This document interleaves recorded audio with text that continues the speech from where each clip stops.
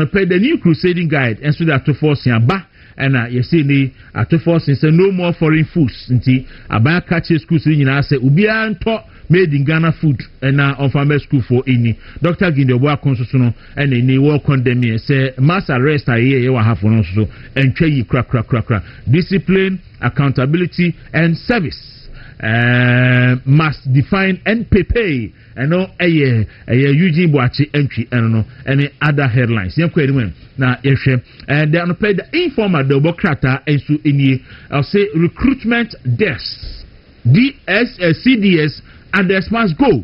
Ghanaians demand. Inti sebro jajan fiko say CDS ko and all the incompetent for ho they must go. I say AG office cracks over Ayene's handling of Ofori Atta. Ewak tragedy Pusiga MP condemned over insensitive comment and a parliament approves Baf Boni as Chief Justice and in other headlines the Democrat and yankwe na yeshe and the Supreme Democrat and so the Bama so all NPP national executives must go on our Kofi Juma and rent control officer registrar accused of aiding tenants in the Democrat anymore at forcing and so the Democrat anymore say 2026 budget Mohammed's research program to drive jobs 24-hour economy and big push transformation and big push infrastructure international Democrat anymore yeshe na yehwe asana sign there na yehwe the national voice or say OSP in legal storm force over force 1.3 billion claim in general Democrat Makufuado Mons victim of military recruitment stampede and also has NDC hypocrisy and also a Honson Bibri Democrat and Yakwe na yenhwe the trust Democrat we they say nimu some doors no do work stampede and other one some ede aba enti yesi eni no ewa stampede no and a honsam so ewo Democrat enemy yenkwe baf money and win nya bobo so the punch and so I think the new one the woman ye kodua blast abronye and energy ministry NPA move to protect LPG investment baf money yakana mos yakama hama yaka okay yenkwe the new center Democrat has a 4.8% growth and 357 billion expenditure and primary surplus and so 1.5 and other headlines are and also Tano Yaka Ahafo Yaka and Telcos Nyadian. So basically where the newspaper headlines say by but me who say newspapers no a report say na me can catch on say Rama so Kofi Juma ye former Gihok MD and Nana Kufuado say MPP national executives nyina ekofi because of enkugodia ebaye no enti na isi eto de bia se unya empanifo se urama so Kofi Juma no na omo kasasa no a eya na nipa emanipa sefem wahu emanipa sefem pa because MPP party no a elusuye no eno tini emu bi yehu se Encroford the Sumbo Ebo Dr. Mahmoud Bawumia say ono NMPP elusu ya na ebu afu pa because Rama so Kofi Juma MPP defeat na buy no we don't free enye yi we are one of the major elements major causes of the MPP defeat. You know why? Gihok MPP ba power Ediora Master Kofi Juma Eko Gihok no. Yehu say transformation aba. Yehu say na changes koso.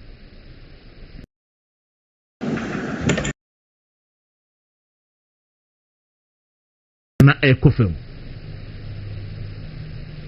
Na enkrofo hyase kan say, ora Kofi Juma kra no na ontiapo ntimi nkwa adwuma. Enti ankayama ne nchanchen na obi ento adwuma no so.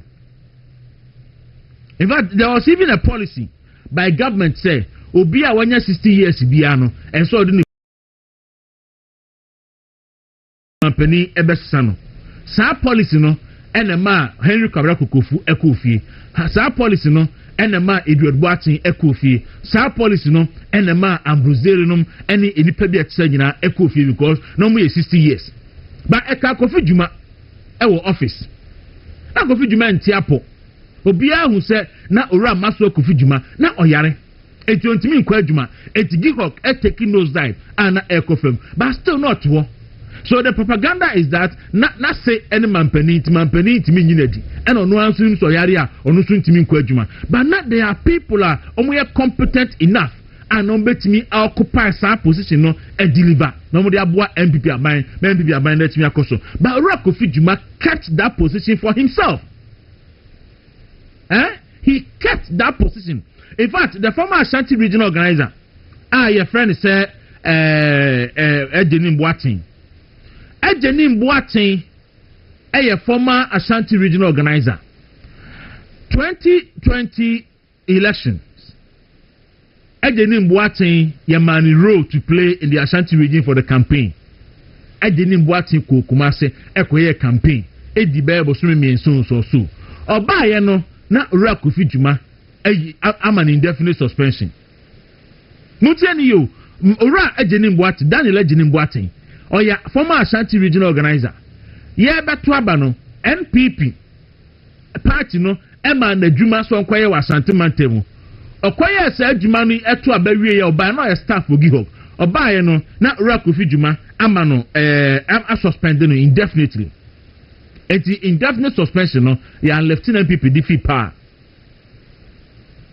But today, Kofi Dwuma etwa ne ho na or accuse MPP national executive say Kofi. They should stop doing those things because they are part of the reasons here.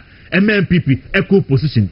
Kofi Dwuma why mayor, why MP, why Kofi no asa fagi o car ko. Na no be enye oba bi ase na e beche o say wa fagi o car say wato. Na wan to gi o car dey be see. Wan to gi o car e dien ene be see.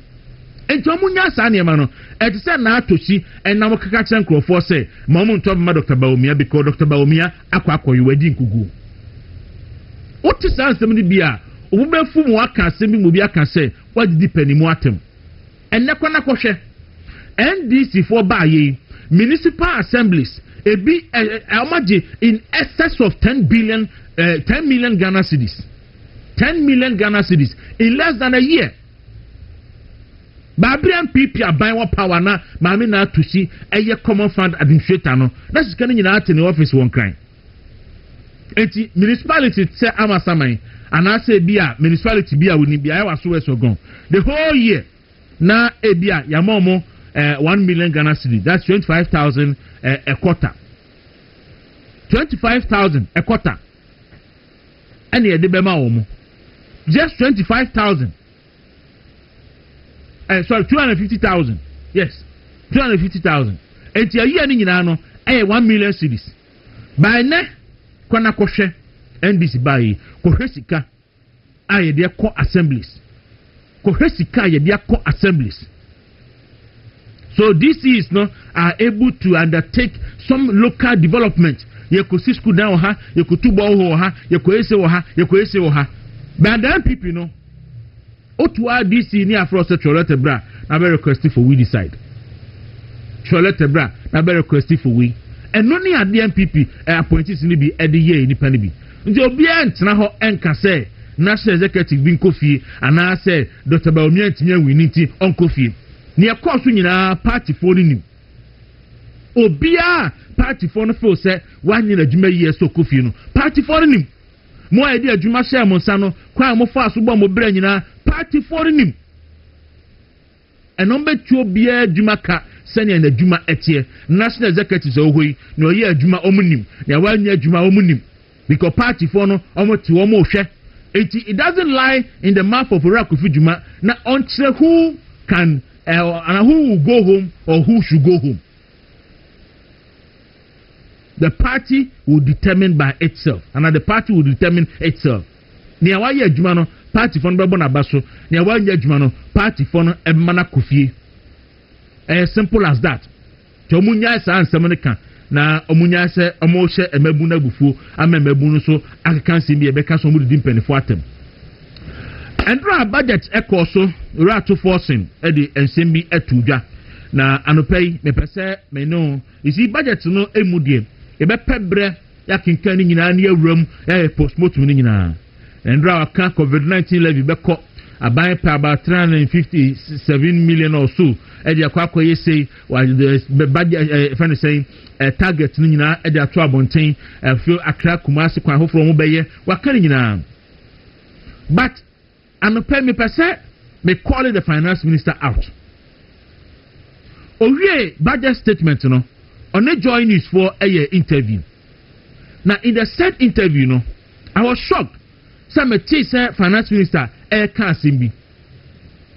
As someone say or say advancement service say any pedio musika kwato financial institutions aye financial sector clean up no. Say nkrofo no musika no da ben na obetua. Ora to force say ontua na eye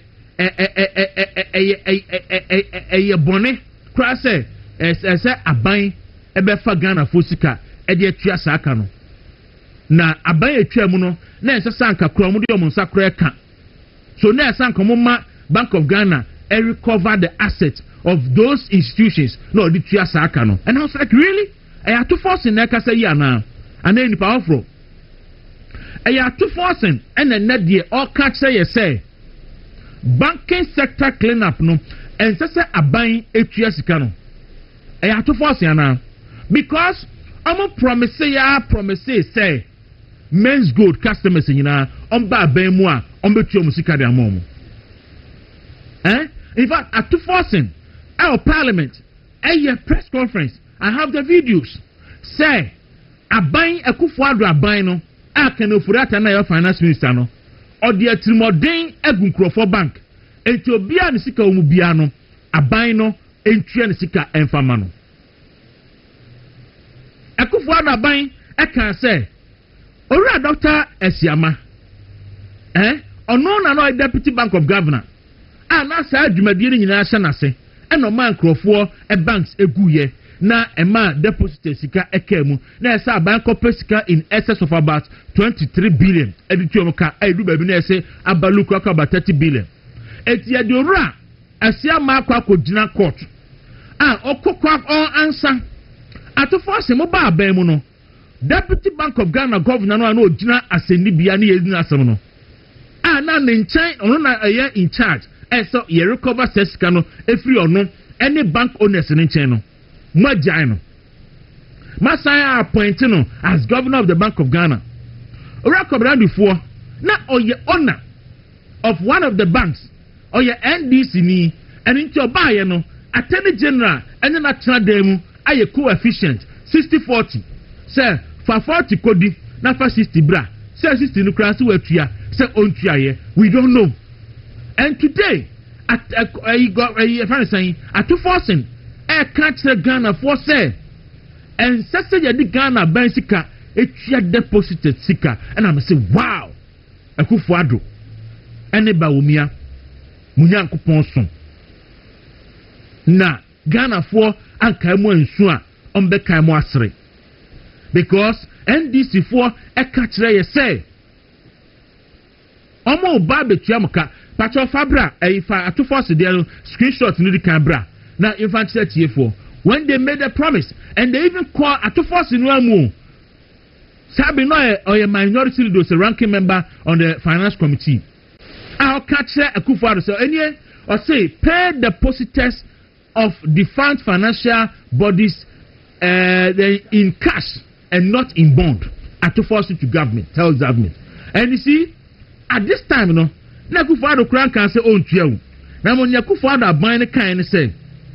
Obetua obey the bond na odi amomo na watua so betwe payment na kwachire atofo se dabi we ya ne se nya yie fa musika mo cash enya the bond kura nya bond asem fa sika no mo tua depositors sika mo se ya tua mo se ya hwe atofo sin o si aban entua depositors sika enfama wo not even in bond on tua no in cash if I'm saying a ga, oh, try the cash.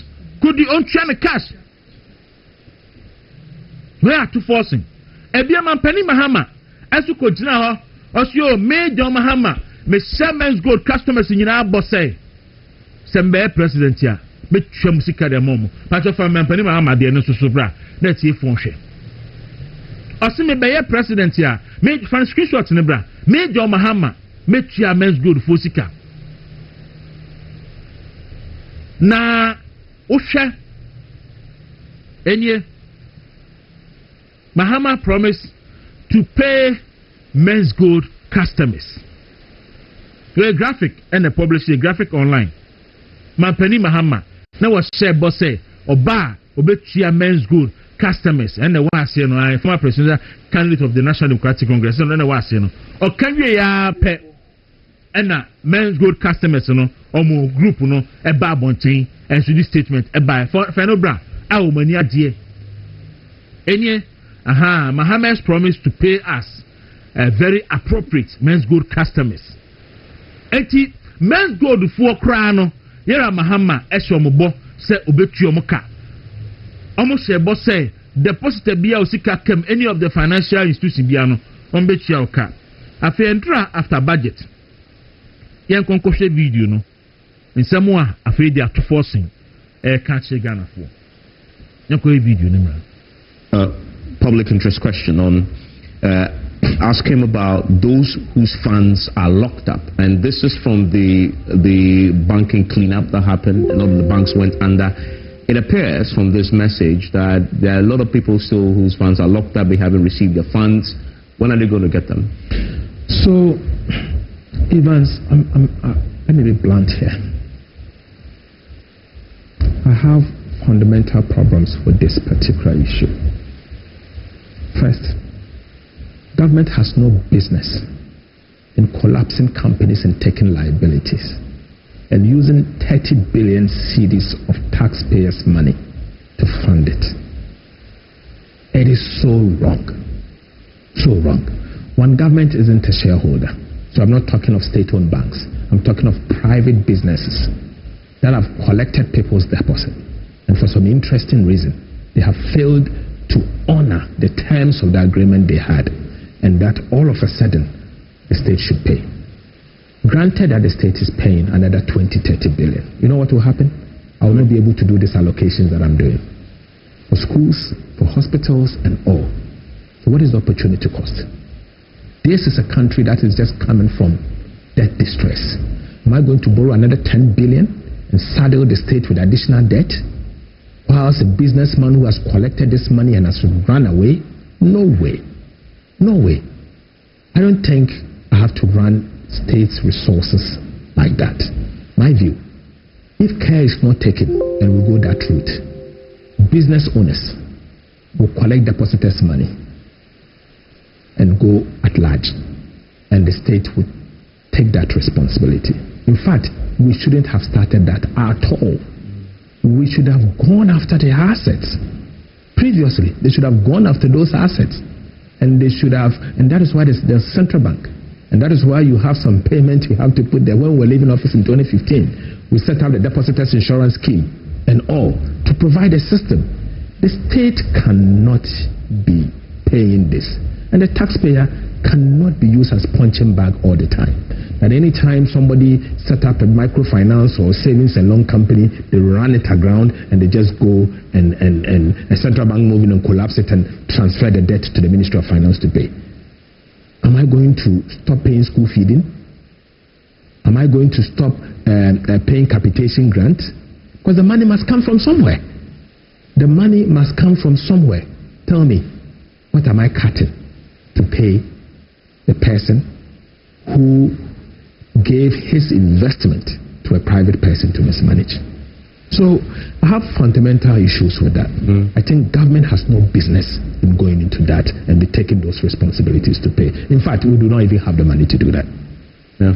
So basically, for those who may have money so locked, for them, I think for them, the central bank, who is the regulator, must get involved and to recover those assets and to use those assets to settle them. The Ministry of Finance has no money for that. In fact, we do not have. All right. I'm being honest. I'm being blunt. Me that say, Eric, me that say, pa, enti, mate, atu forcing, say, our problem, say, the Ghana Fosika, private man be be ni business. No, are running it down. Near say Ghana, if Ghana Fosika, any Nkotiaka. But when MPP was in government, now atu forcing, a ranking member of finance committee, now obey minority leader no na o say Akufo-Addo aban entua depositors ne ka ontua mo musika ka financial institutions no ontua ka na o say men's gold anam 1 omaye nkrofo dwirimu no omo say Akufo-Addo mfa Ghana fosika entua men's gold for ka eti omanpaninu amu no made a promise say oba obetua men's good for ka emma no nam so emma nipa no ma hwere omadwuma enom ne ade in the banking sector clean up the men's good and all that no omo gange up eto aba editia MPP na NDC aba ban mu ne ebisa atoforcing say afedie utua saka na onye yie enti no kila ntua no yan ko na yen ko kan kire Bank of Ghana say omunko retrieve those monies ne assets na mo fentua nkrofo ka but this is the case Bank of Ghana governor no na ono and say ogisika no and ohwa na saade dan si na esi ya na ogina court no atoforcing no mo bai no omagi no omasen abonaba so ama no governor of the Bank of Ghana omo bai yi attorney general say kwabradufo Unibank ya odia yes wo ye deposit sika basa e ma bank ni guye ya che wudi for na mo coefficient 60-40 fa 40 kodi fa 60 bra na ye fa ho enchew Ghana for we die eyemu manimu asem na men kan bebre me de be si ase da sebre the road ne ma mutu sen Eradi community eneye nyam ya duma ya sori ya nkakra tia bidu ha no page ne to se eya ni sa se eneye mina na akoma wo egisu krapa o fi enya nti senye ya ba he de ne to se ye no ere nyankopon ase ya de ase da ne ba twedi ampo nyankopon ase se wabo ma yetimi asori ya bidu ha entia professor Kinsley nya kwa no page yes mana chipa ba bi obi ya mana chipa heavy ye na be ma kwasi boatin Oni Eric omo Amsterdam omo so ye chia wo kwesi from Pons oga ye boss ba ko ba jena secretary so ba na pe me chia no Justin from Pon Kodua na Justin Kodua from Pon oni din sa no social no ana pe me ma general secretary general e ma chwa e radin kan ho be bia wo bia. Yes. Okay. Okay, Mate. Enti medasi kuka mate. Yenia. Bia bokode. Nyameti ase. I say endra na your birthday so ama. You see no. Ne. But I go no why you did this in fact. Oh na brother no want you. Na me no di nkomo bi. I saw you say endra me kai. Me no na di nkomo no. Me kai date nti. 40 bi pa to ne. But don't and then that's what they ya shishe mati baby huna kwanke okay abusanti ya de empensimu no e de broadcast say Exodus for say or the Exodus moringa capsules and Exodus dandelion capsules e de abi dwama so we edra ema watiapo na ama ho aye odin na e ndromienu nti yenum ebom moringa ene dandelion yenum bom pa we ahoden wo soro pa anopa no we mienu a anum we mienu awia saa na nwumre nso saa ebebo ama immune system na nya ahoden na wetimi abo adwuma yie pa ntimi sro Exodus de omunduro no papa nti ade atum se eye ntubi ankope bi ento fresa number si na kutubi kotom 054 7033 054 4447033 na oniomo enso ini enkomo ebi abode ohunam de eye wapomu eye na munia enye no ene ohunam ani into hunamani die to say enkoyi kra ntimi slow Alouette for semen country say Alouette skincare medical center no omaba amode omoye hunam any doctor ti hunamani saasane oha wo nyina e ba be hwe hunam wo twintwam e bia na e be ma wabodwe ase ensan guo prekese obadu onso a ene awamu abai wontimi etwa bi slow ko na oni Alouette for any enkomo no betrasem aye hye bia hu bia no na omatimi aboa misromo aso ba ku nkran osu police station achi pantan so ibi ewo ho Kumasi for enko patase filling station in team one na money omo enkaso mo number 0277 580 559 and 0548 539 351 na oni omo so edi enkomo na omatimi aboa mo pa gasto mixture enso aba edi ama wo yafunu yare nti kope gasto mixture na wanonom na ama nso anya hoden se oyemu no edi kurududu se osa ehaw ana typhoid fever ana se bia oyefunu no didi a intimi digesti ya wadru gasto mixture sanso ena nature medics for ya omode mensu plus edi aba mensu plus mixture no eye madia oba wu nsa emeyi ubu nsa obeti ya osa eba nenu a etwa eba nansa na etwa ene ehonsem bibiri nti oba de mensu plus ena wohia ena fi be man so wohia prostate plus eno so ye prostate dru so prostate no eye kese a na ama odwunso ho aye den de ama na fi ama odwunso a oti ya na ama sa ota adwunso eto so timi so wohia prostate plus na be ma ediwa kagiremu na watimi ado hu ndro nyina food and drugs for dia tum se eye na number bitimi afrom wo so 0248 778899 0248778899 baby etu adrubia okwa onsa ebekebi na onsoso wachimi enyama hoden papa na anopai me kan say na kofinya meche ene apanfo ede ewo natural ventures and so the Congo ointment ede abedwa man so na Congo ointment no mo say skin care de say bia honamani ensansan bia guho anase honam ta ka udware wi a e bia yam ato ho nantuma propro ehaw ena fi pompon so ebobo wa oba bibi nso bi gugu wase a ohia Congo ointment oti ointment pe wadwen o se ehye we die ehye edaboko uti fo ni kranya ohwe timisro kona kope bi eto ba bi eto adrubia na odi aye adwuma 0249 017 101 and 0204 616 161 na oni omonso so edi nkomo na ochefe mu bia nso no onsa etimi aka hyene nso ema me se bronya eba na 24 December yesi bronya edua no ye the movement ye jackpot no esaba we eye twabidi ese we be ya utumi utwabi nko ade a obedi tie fa no twabidi jackpot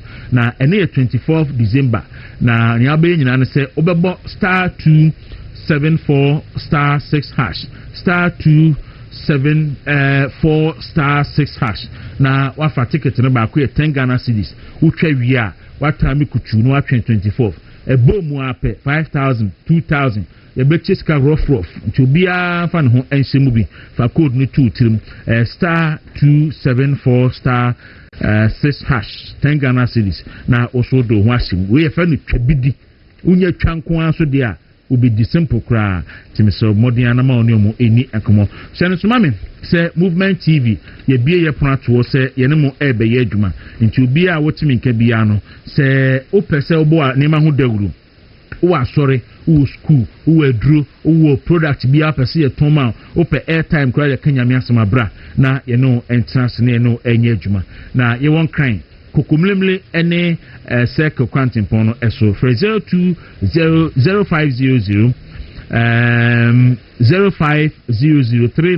0500392562 and 0509 301 401 and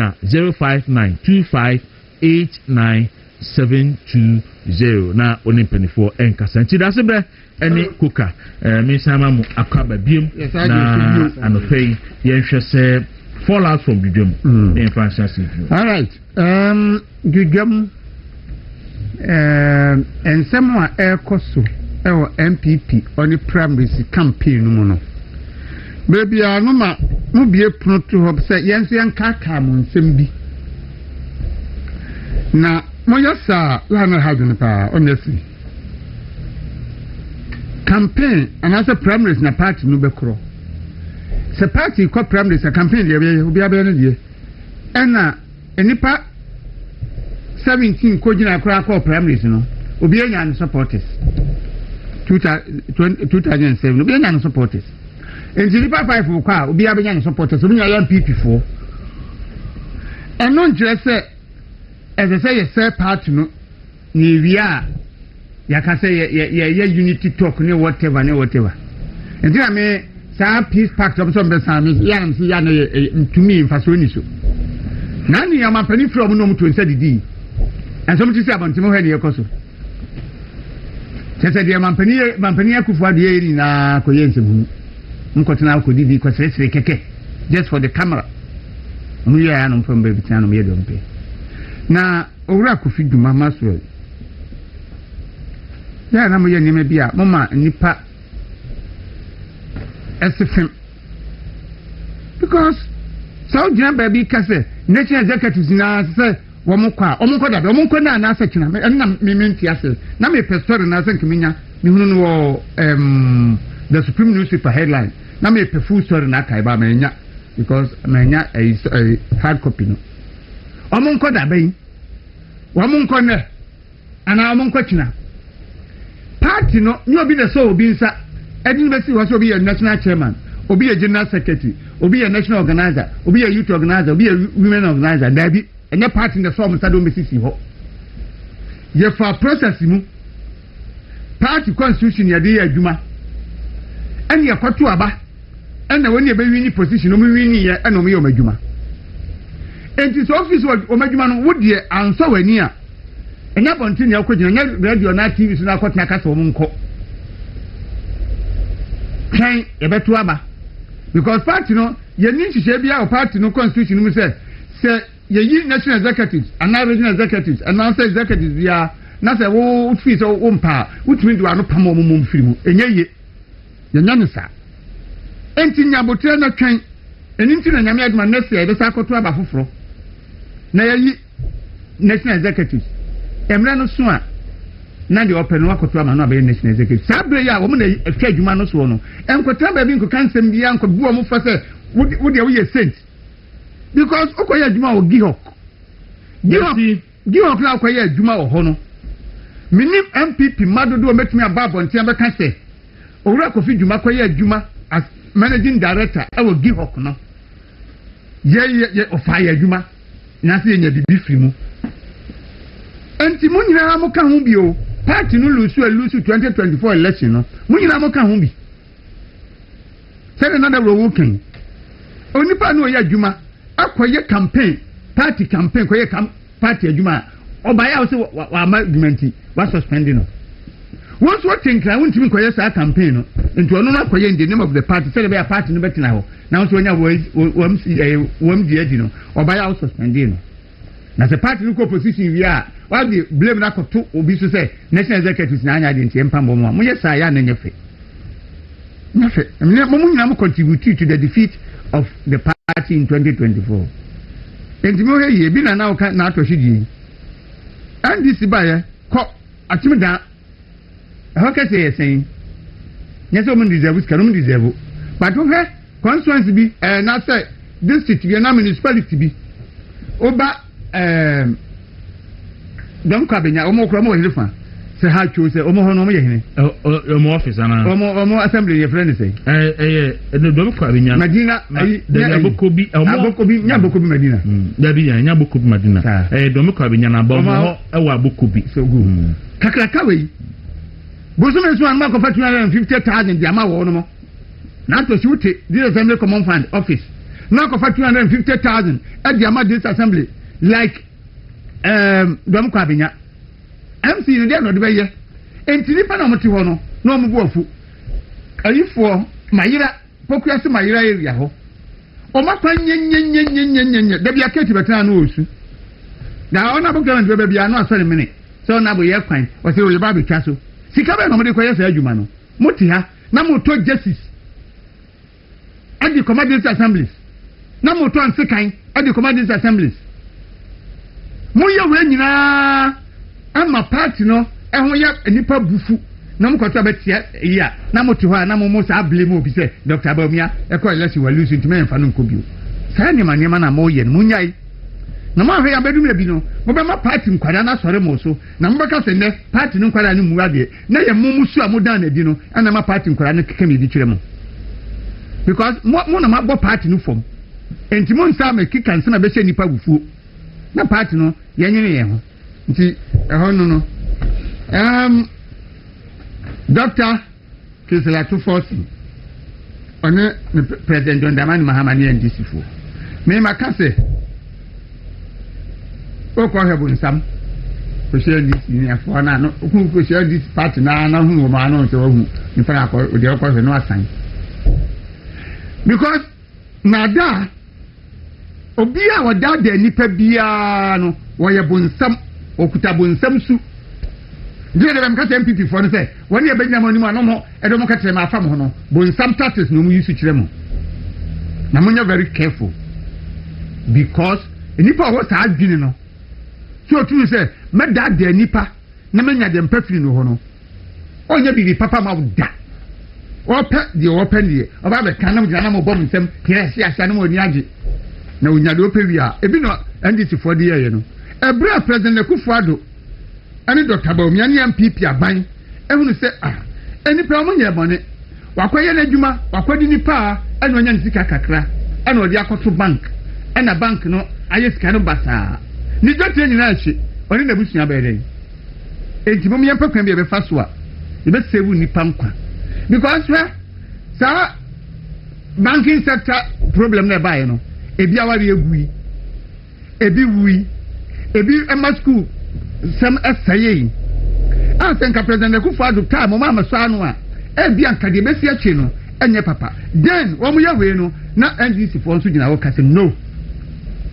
Before say, omo be we nka, say, womu twa moka, omu fom sika ma wo no.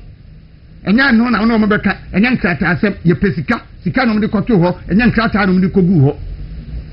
And President, esan say wo dwene nipa ho no wa badaye ntino, wo mu ye wei ama sika bi anka ne bekwa akoyi kwan bi ewo baabi ama yegina so amanfo gina so ato abama wo mu no o di sika no ekotua ema wonom de sika koto ho enne nyame ayadom mo suma baban mu mo hyebo se de ya odi tutu su gina ama amanfo hu ni sem de mo ba mo betua men's gold hwani gold diamond ni nyina betua ni nyina afre de mo beduru ya na die atofo sinse ajabodem sem se Omani sika obi betam ni sika dia koto private bank bi na ahye no ne e be for omani sika na sabre na we se na Akufo-Addo ntu omoka no sabre na nu se sika no omo de koto private banks ya mo ya mfa bo nsam suban trasa so we so sa na mo da nipa na de mo pawia na mo akere se nipa no magimi enti na mo de man fa omo ho no munya wo mo ebi na to force e kan kire Ghana fo no said the Ombeya the Sabre no, Omun said, Ghana for your name answer, and no bet me the other day. I'm not to Abama woman. Now, Omun at 2 million, or much them would say, Scanian Chani net into any china. You near him where you vote, and into the vacancy at him. All right, that's a J. Jamina and a ma selling canon. Hoka, follow us from the game. Mechia Ubibia, na Dawuro, and that's it. Baby out there, Fanny Senior. One may who no my cause. Enti openia wo oba bemu nya president say another brother-in-law na say I know you say yeah wo age limit do hu e pa ho wo kofi a wo se adwuma ka kofi wo se yenye den yempam obi ote ho ye obeye brother-in-law wie no mpacho pa check date no since our no course no that was the time Edumane started doing the leo as Edumane started call for afi president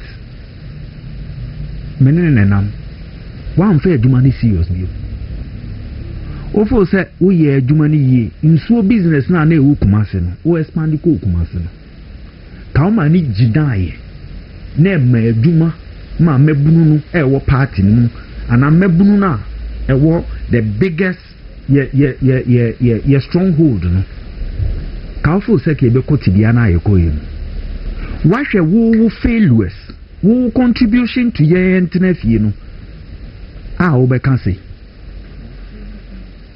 enne hwe kodia ne nkrofo aka hwe adwuma omo ye any baby omo hwe it is difficult reforms hwe ye normal ya ye constitution normal ya ye any 31st ti e koto aba ni enya direction ba general happy birthday na we nyina ne kodia really? Yes. Na we nyina na wotiwo kanse we nyina ko twese nyankofo twawada pa wo social media wo fi abam social reckless normal wo ye wo po ka saudi ko fi wo po na asem we na wo beka aden impenifo ntia mu nyi hwe ka mu ntumi nka mo anu tum entena se ye no ne ya bere sese o na atu forcing there say say atu is forcing me pa cho IMF sika no ebe jai bada be depend time on review ni be cost supposed to end somewhere August next year and I best start payment no time be this year next year the same honey you be who say atu is what is forcing. But na minim say after say we can through ada nkrofo aba bemu no contractual obligations no by government just like MPP are buying MPP are buying SKT no more can nyina it was just to get away into government since what na baby e de na buy aba no di de or the insertion is do mu yimu say who did that why de can't same way. Do you care about the people?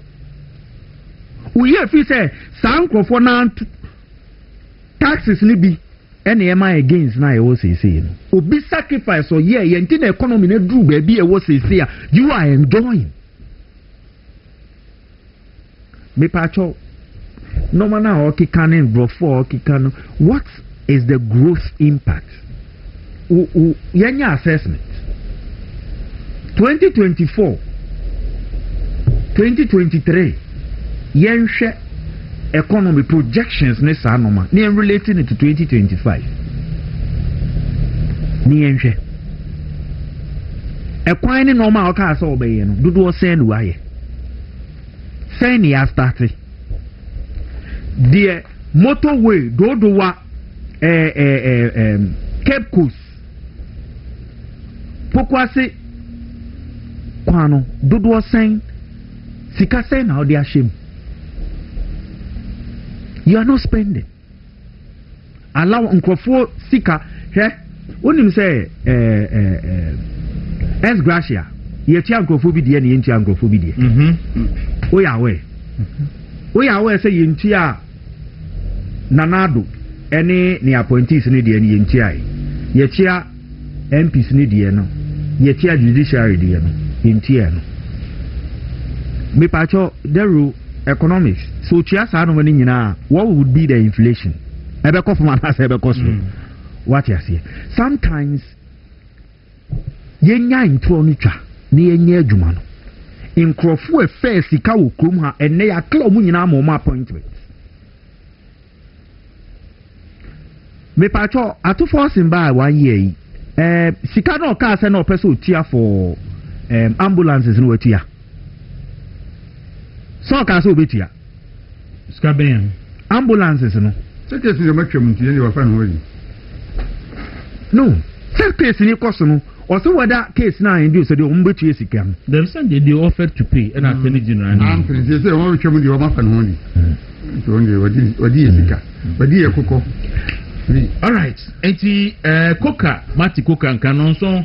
Abo apa onsema edunum enson akasema me nsana na otwe abaha movement in the morning on Movement TV and medical amane se ene Osahen Alexander Fenyo Kwamina Fenyo Make minority leader ebidi enkomogodo se endra one na update to status say it's my birthday today tina ono so be we show birthday tina sendra with me update to birthday dia ya bru ni na so abrenyo birthday dia na ko wo gidi wi ase ko ha mu chiru jadu kuka ho ho chepa nti o me hu nya mi ko o ya yeyi ya bru ni na pamfu Rano ujina hono ene ya bibini and me kind of thing I was Mr. See national mama say Giddy Fred for some country say Giddy Fred clothing almost de entade papa e di aba igwa so nene atade no say ebi wo ho e say okoba ebi ana say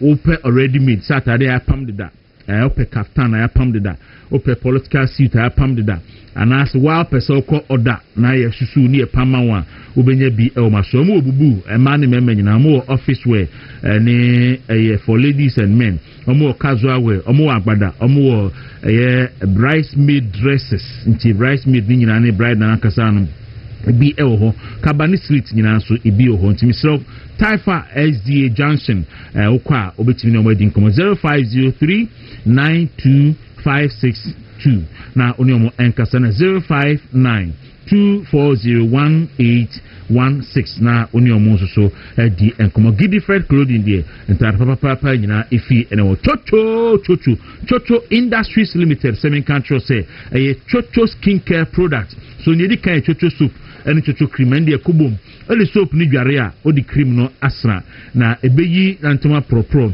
ebeyi foot and eczema ebeyi kakawire ebeyi dwiba ne nkrosa e de afi honam nani na honam nani so ada hopa ne ye Chocho soap ene Chocho cream afi Chocho royal gel no ene ye fu bi a honam no pese ye moton na eye so honam sardine out bebo life no onsusu hia Chocho royal gel ena Chocho hand and foot cream obi wonu ma be hia no Oba pa ni sem se gase utia no nyiyi ni sem odi ankasa mesra ohia Chocho hand and foot cream obi won so an 90 no papai pacho pebi na faye na o 90 nyina enye fefefe nyesa bohu ana o 90 akusan obi be sheet na akofo how e dia brontin so pa na Chocho skin toner enso so edura ebeboa na amamo a mo pese mutonu mu skin no na no so atimi akọ because obi won man honam tuntum kokọ na nyina ebekọ na Chocho hair product no so no 14 so timi be broom se srechi ahoma na atimi aboa no so aduru eni Chocho balm okotudwe usisi wo chikasa wo chibremo ene wedi mu no mpemu ye oyanso a Chocho balm na ohia suhum na omaso ye kese ne pa ewo eno achi no be bia to aduru bia akwa ubenya ibi ato panda mat na palismon ene fi batuna total spintes ene be bia to aduru bia akwa osi Chocho na akupibi ato na fi eno so etimi aboa papa misraw anopesha no ma me se tabia for sen me kan tro se tabia heba mister ewi dwaman so malaria how fever how wenu mato wontimi nidi ohunam ye wo ya pa cho tabia heba mister na wo hia na etimi aboa ma wo jan na so biem ebia na immune system no ekofamti wo ho a asa wonyare won so a wonti apon so wonyare ntini nyina ebeboa pa afem se Ghana mema omatemunka na se esema ye mre wo mpam ma chema no dia na edi mu ho agro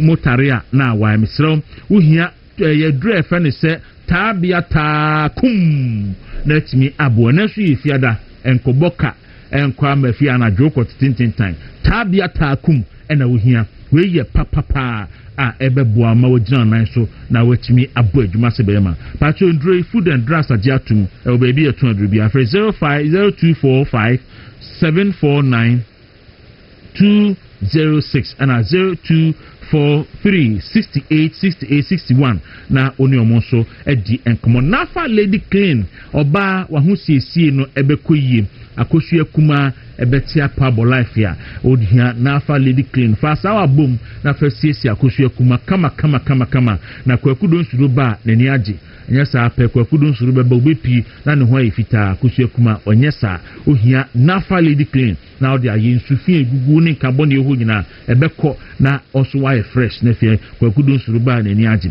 pato ba bi etu aduru bi akọ abenya bi dodo pa abekọ Nick Royal Pharmacy ewo Kwashiman traffic light off Odoko Road na numbers 053115656 and 0240982592 na oni omusoso edi enkomo Victory garlic mixture aba edwaso di ama emema ne menyina obi oho ntimi nya anajo da bia be hu not online na oya no atro team no sleep obua obewu because na de hu hia manipadua no itu hia Victory garlic mixture wachimi ada ebi so a wode ene se onan no nsataye utitiriti a kai hu se stroke ben oba obu nsa wote ya nso na emeyi so wadru ni baby eton adru bia obenya bi Kumasi Fonko PFA Pharmacy Colinac Herba Misty Herba Enkan Repair Ventures and the Tenated shops nyina for 0242 545633 0242545633 na oniomo enkasa dasebre Dawuro once you pa yeah we are kasa kekenso amukasa ni ti amukasa that's when budget no will take away Ghana budget ye kaya de and the other one ni age enam nya adaji tie bia ba ni implementation no eno eni asem ensem no de wakeka bo chede de wa hye bibiri me ba ko a nsem o kan tintini nyina no ba ko a manigi ho a me bo me nsem a Dr. Atuforsin you say what is say ya makwan momo enkra abro kire mu bia emre school for ni makita eno de manigi ho because Ghana kuafo no mudua mo no usu so mudua mo no a na yo moka in fact this year emo a ye twagu sirim na that's also videos na ya and unim it was a deliberate policy by the Akufo-Addo government. Say Ghana will be self-sufficient in rice production by 2023 and by 2024. Now share a more okofun bisinum. Yet chegu obi atwa mu no amegua ye nyato for ememona senti okwa omudi shovel na esa emunu tugu sabe obetimi afa na tapolin na odi akwa kotufie. Kwefo bokagu.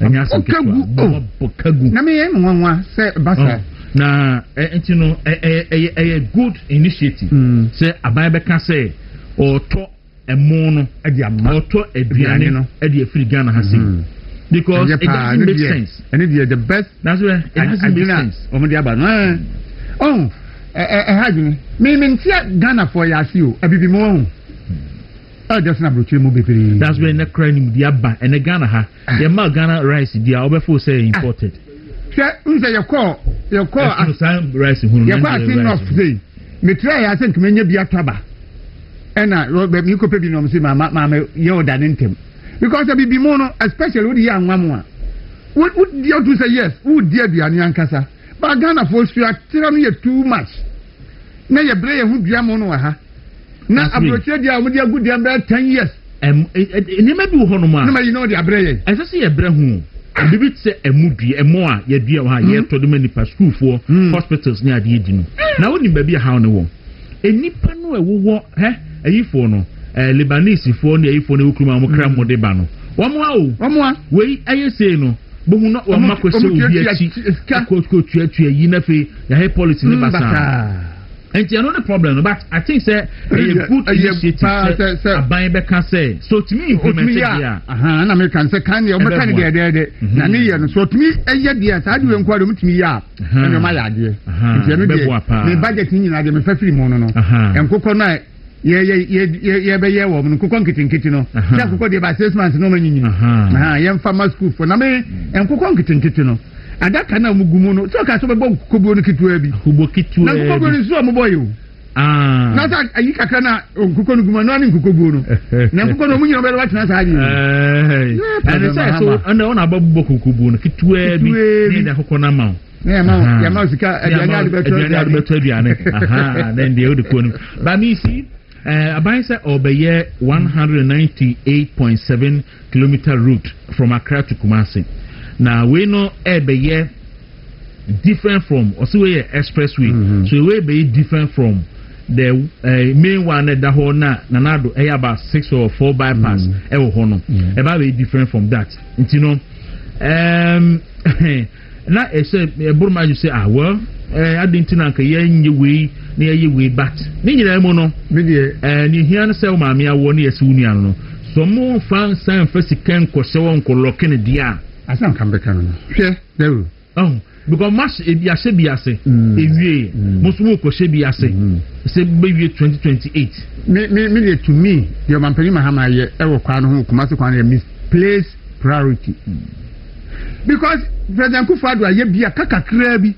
Na ye wie sika de bekwa akotoa no so no enye sika kese bia afei na wosi 10 interchanges na interchange ba akokra ya wie na ehon ka yesei I think you saw omo de be a period of 4 years from be year 2028 oh party so be Ghana kwan nyina de abeye kuma se oh there be so be turn Ghana into a construction hub in West Africa talk is cheap. It's immediate. I don't know. Ghana phone for you need to me and they say your Muhammad mean yet express road no yet and near the Saka you no yes I didn't start come from I didn't know man you can be a cat near you know o me anya no wie wo so by express road your Muhammad you knew ana o ma ban mu da na so ma ban mu da na wo catch so by express road di anka Ghana for be do na wo your Muhammad Dawuro yes on say ebani procurement issues are obi kan bibia utumi fact to say paper utumi who holes na ewo mu nyina meboa me a building technologist say ekwana ye no when we no a untumi enye new one no enti na access route na ye he almost a different and I make so the old one will be there yes but we're not creating to a different place yes so it constructing that one will not affect this one yes but the American say be a new one be deplete another new route the ye use to say you know enye po say ebia ye be ye ana portals ne be ye ni aka say a diversion route the yaya aka almost about 20% aye wie no eno de also be jaya to na yekoye ni manase yekoye chi mpati sa to what me argument na say so ye benya 3 different routes Kumasi ye ni guarantee say by 2028 no ni ewie IMF my sika no instead of ye de development ye de dollar ye de pompe dollar ye best start aye payment o revenue collections ni sa normal na beba no o projections ni sa normal no what are the projections already we say salaries edge almost 70% 47% of the annual GDP enti sikano ukonya wonya yesa kwa na well any na a priority say abai say no be ya but the concern is that abai shouldn't go and lock up all the capital and all that okay so see this year or the 357 billion and it be due next year na ofia fiscal you know figures no name macro figures they are all looking good and maybe minimum said they are looking good today because of a drubi and MPP for nominal and drive be a chum. All the fiscal looking very good. By next year, no, Bible started to so debt restructuring which is about 21.7 billion. next year. Eurobond so about 1.3 billion and so be mature. So you mean about $3 billion. Aban esutia aban da so gold na or cotton or the ebano so aban ye careful na gold prices na sha say kofe mu a then aban ebetene samia me ya mpacho cocoa price na nya kosoro cocoa no de nya kosoro sa but it's okay me anu de ya me ya kakra ne say Ghana politicians minimum di higher sir aban ba akoko na aban ba akon aba na obema ne credit kitua bi no em say enome ma wo no mo ebra doctor atofos ni kasa so already say nyina ye chese akufo ado ni ba umia ne MPP for de omo beste wo man Ghana buruburo but oni so do be o ka say ECG wo mo revenue mobilization cost yeah efficiency na wo ka ho asem no eno na di ba yo self meter na no mo bona eno di self meter no mo boy na di MPP co position no eno mfaso na ba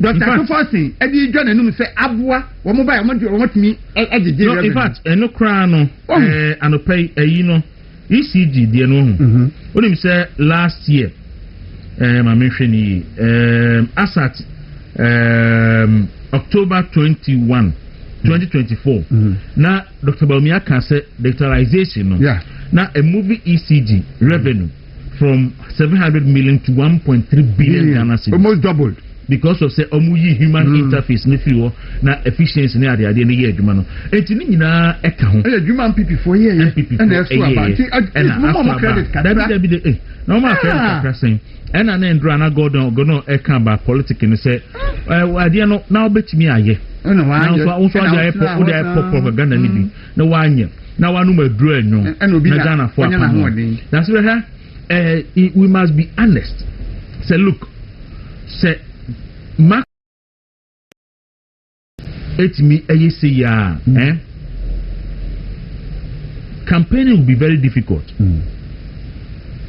because look and inflation is single digit inflation is doing around 8% and the debt to GDP debt no eswapte e dey about somewhere around 600 million or so 600 billion and now we share exchange rate even though a cosmetic no fairly stable fuel prices and so firm kakra and all that so say government no etimi gu ekoso apom physical gum look from take over from January up to now or there about 8 billion and the gum dollar or the egum no and all yes for the optics so that I say and not for the future because on Ghana for no Ghana the way to no that's why Ghana for the company and the to abo they say $10 cedis and I am for argue say a brand dollar must say 14 cedis no na your product no 5 cedis and I must say $10 cedis your product no 7 cedis and you are not can you turn 2 cedis and you turn 3 cedis and the bedroom maybe no money dollar no from but they do about to no so said the Mahama Cass and can afford it Mon baby, I just said document in no. Ghana for being document in to bet you. All right, and now to pay or sign eba intino mama ye be bonnet to na ya ye. Midima for some country or say and pay bra. Dr. Time that so na onu ninkomo. Or see hernia hawa brano moa. Fibroid how so brano moa. Diabetes how brano moa. Stroke how brano moa. Pressure also.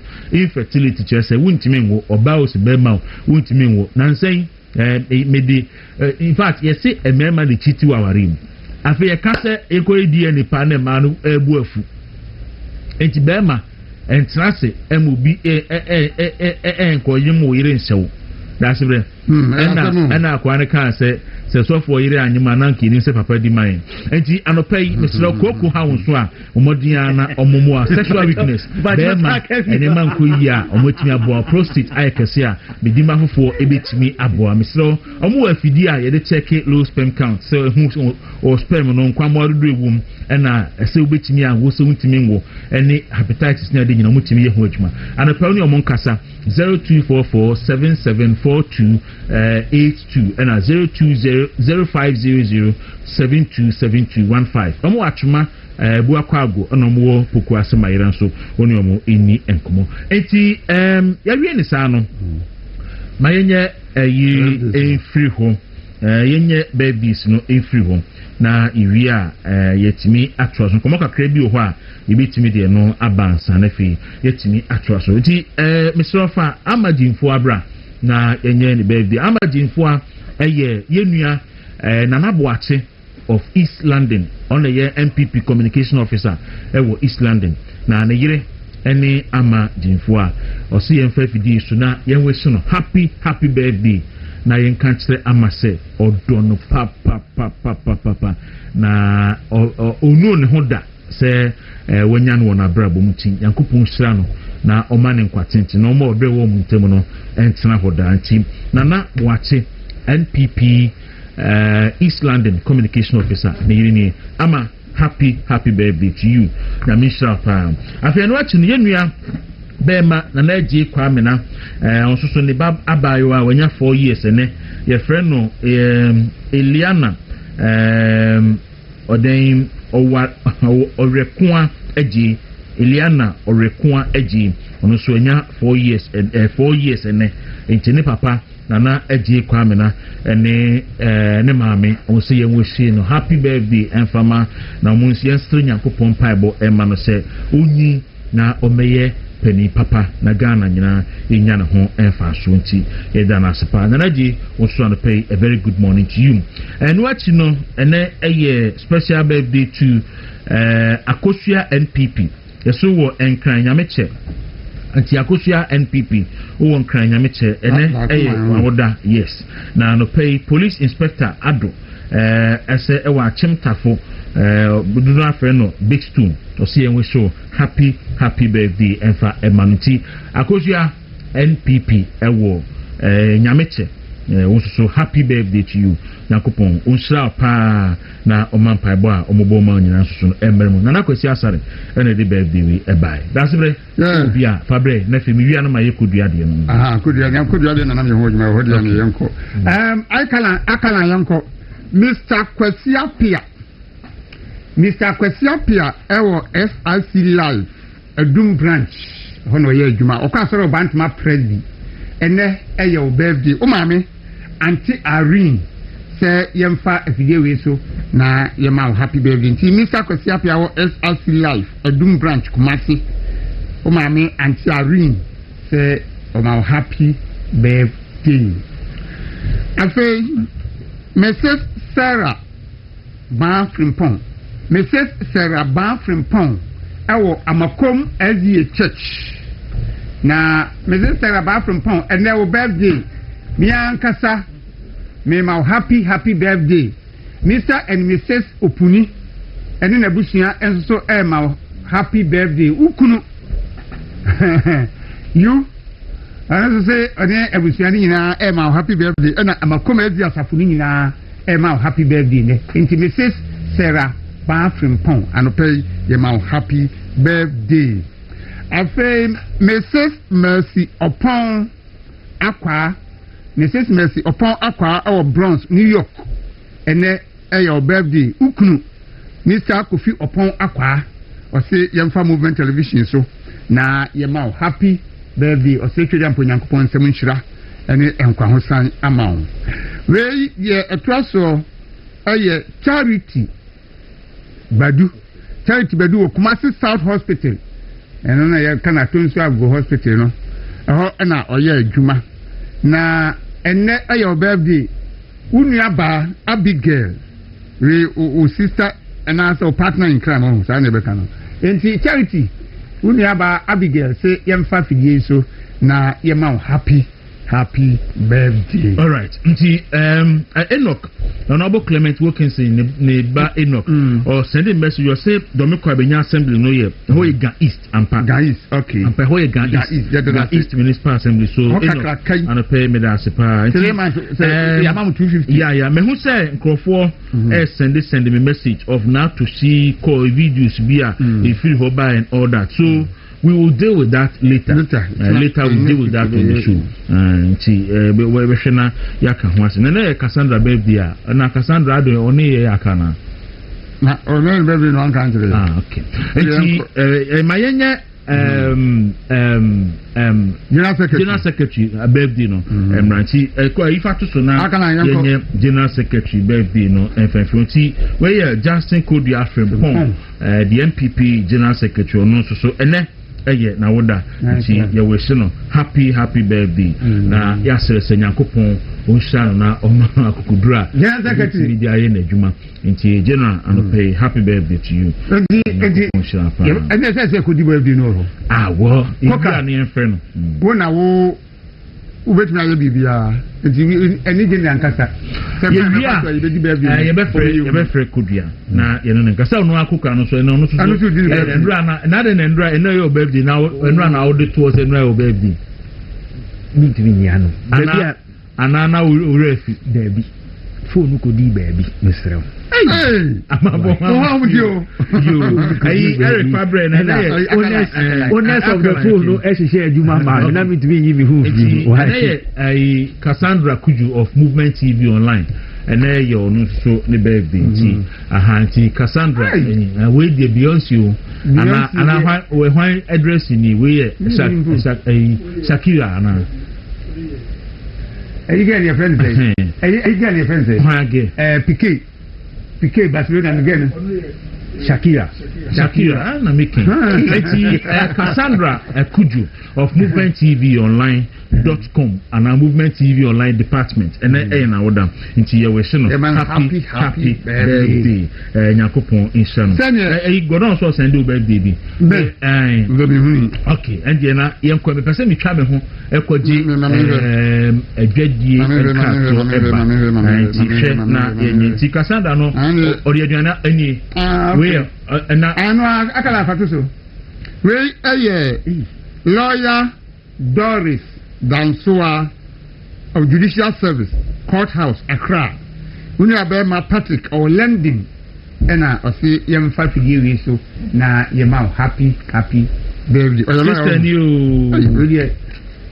sister new London American okay all right you will say ebusuafo ma amudi ma oda ni nyina wo simu nyina happy birthday Nyankopon ya adoma and pay say medical bo amane no ye ne minority leader trans be din komo nti ye twa ye ho akoji edwedin krato aba enko ba bia wo question bia opeso bisa minority leader ko ye Facebook Movement TV on Facebook Movement TV on YouTube o send dia kutia enya hana mebe kan ukudi atamo a enya hana mebe kan bisa useful and relevant question na mimisa minority leader enfa mama wa minute nyame ya aduma me ba bisimi nyame ya aduma me pe chamber and hall self contain ama no fa settlement nya ba bia ya atan ya aduma na yenya no achimota Dawuro ana Roman Region ye pe chamber and hall self contain to agent na ni be bi wo say achimota Dawuro na Roman Region no afre 0244 722 773 0244 722 na 0591 585986 0591 585986 all right inti akaline pacho my twa ehun kwaji adwedi nkrato ne prekoye ba ya na ye ne active edin komo na fi yetimenya kwan ne osanhene so edin komo ye basisia enipa ewo Ghana no ehu twa uka obefo se bia upese uka asem egu papa ne hofin but ese mampani mama ohwe ni ye na oma enkrofo ebo empire ana oma Ghana fo ye bo empire because ade akane no enye wuo no na nipa egu nipa kuwo ha okọ achievement mu a almost every day abajuma ni koya adwuma enayi ni abonu tuaku no ofo ha na we yakunwe na police for enne na soja fo kurakuratuo na we yakun ha na nke ba ni sen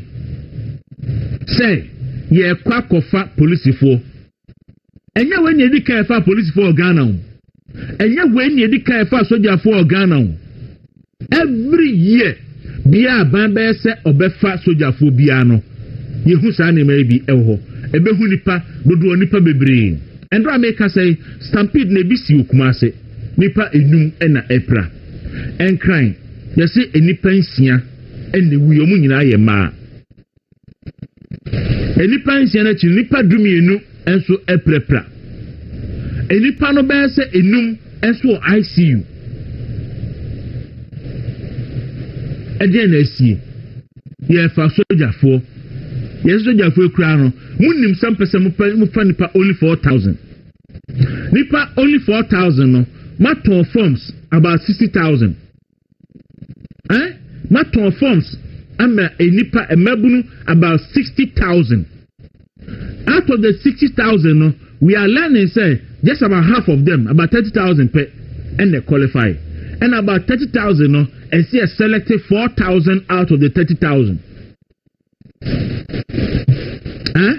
and see selected 50 4,000 to about 56 the 4,000 pool and you best selected from the 60,000 a year 56,000 yeah into me for my jumum. But what is the essence? You better large number. So the way about once my backward say you say bet me a funny per 4,000. And then you turn forms edema a mebunu 60,000. Now we and this ya buy a bay. Share playing here coffee a see. Near you a way. And you say almost share as you say a war a military honey. Na aban sesa eya na empempi no competent people e betimi aye adwuma no aye bi pan no na ya sideline your mo because e fo so mo ya ban bi nkrofo nipa ye hu ne course school placement ye yi obiadi adi free ho including national service for nyina e was free secretary to nyina ye yi obi empanifo nyina free ho because aban bi e na aba na free education no a na nafranum aye over 8-year period omaya ben the 2024 free SHS placement was almost a perfect system but because of politics inti ni ayi amunyina free ho na fe de ade no aye say basa na fe de den sika de ni ya jinkro for 30,000 ni ya jinkro for 20,000 for 15,000 bra for say bra eno na ekoso corruption girim ketasese ene project enipa no a perfect hands no a na betimi a manage system no na ya sideline yo munyina na ya yi munyina firo because aban foforo ena aba for all you know some military recruitment we so the same thing omo aye omunim said ye no they say yaban na aba enti no ye yi o masinchen na ya fa nipa afro eno a na ekoso nye bibia ye no a se o man bi wo ho a se o man no serious a aka se ba na abrojaja mfi wa resign se ba now CDS no wa resign because we are purely an administrative incompetence purely incompetence administrative incompetence enya na edikan ya apprentice besia template nda ho model nda ho eno an say we fill in we dey to feel na the way aso you feel the way aso ya recruit soldier for e wo memu ha say ya eti wo ba na be recruit soldier for now ku encroforma sixer incompetence and somebody must be held responsible for this. Eti bi nyan sa afie say me tie ma mi bia wo su obatan ne ba kra ne se wo Kwaku pepo so jamu kwan o ho a ne ba yima anadwe ne ba yima what say da koso wo koya wo hu ne ba okoba bia 37 yes me identification okoya ne ba ne da ho a wawu da ho ne ba 20 years wawu just like that na endra na obi adidi na ogusu ti wo friend ho say o deputy defense minister na ogusu ti wo friend ho say o CDS na wadidi anomanra be hakwa wa num whiskey aguso and I don't blame anybody. Look, say omanebo amati ase a ebi asade we ankensi and the president of the republic, how can Ghana be a serious state? Now you need defense minister for about 4 months in here. You need a substantive defense minister. She atu forcing ye guni so na all kai budget na all boabo ho. Atu force doesn't even have the eye and the mind to concentrate on military recruitment because there's a bigger task ahead of him. And then budget presentation. So he's working on that. And Ghana yet your memu okwa America no more they spend the large part of their budget on their security. Their defense accoutrement and the defense ministry for China, for Russia, for Maya serious for North Korea.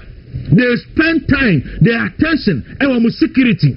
Ghana any serious unti.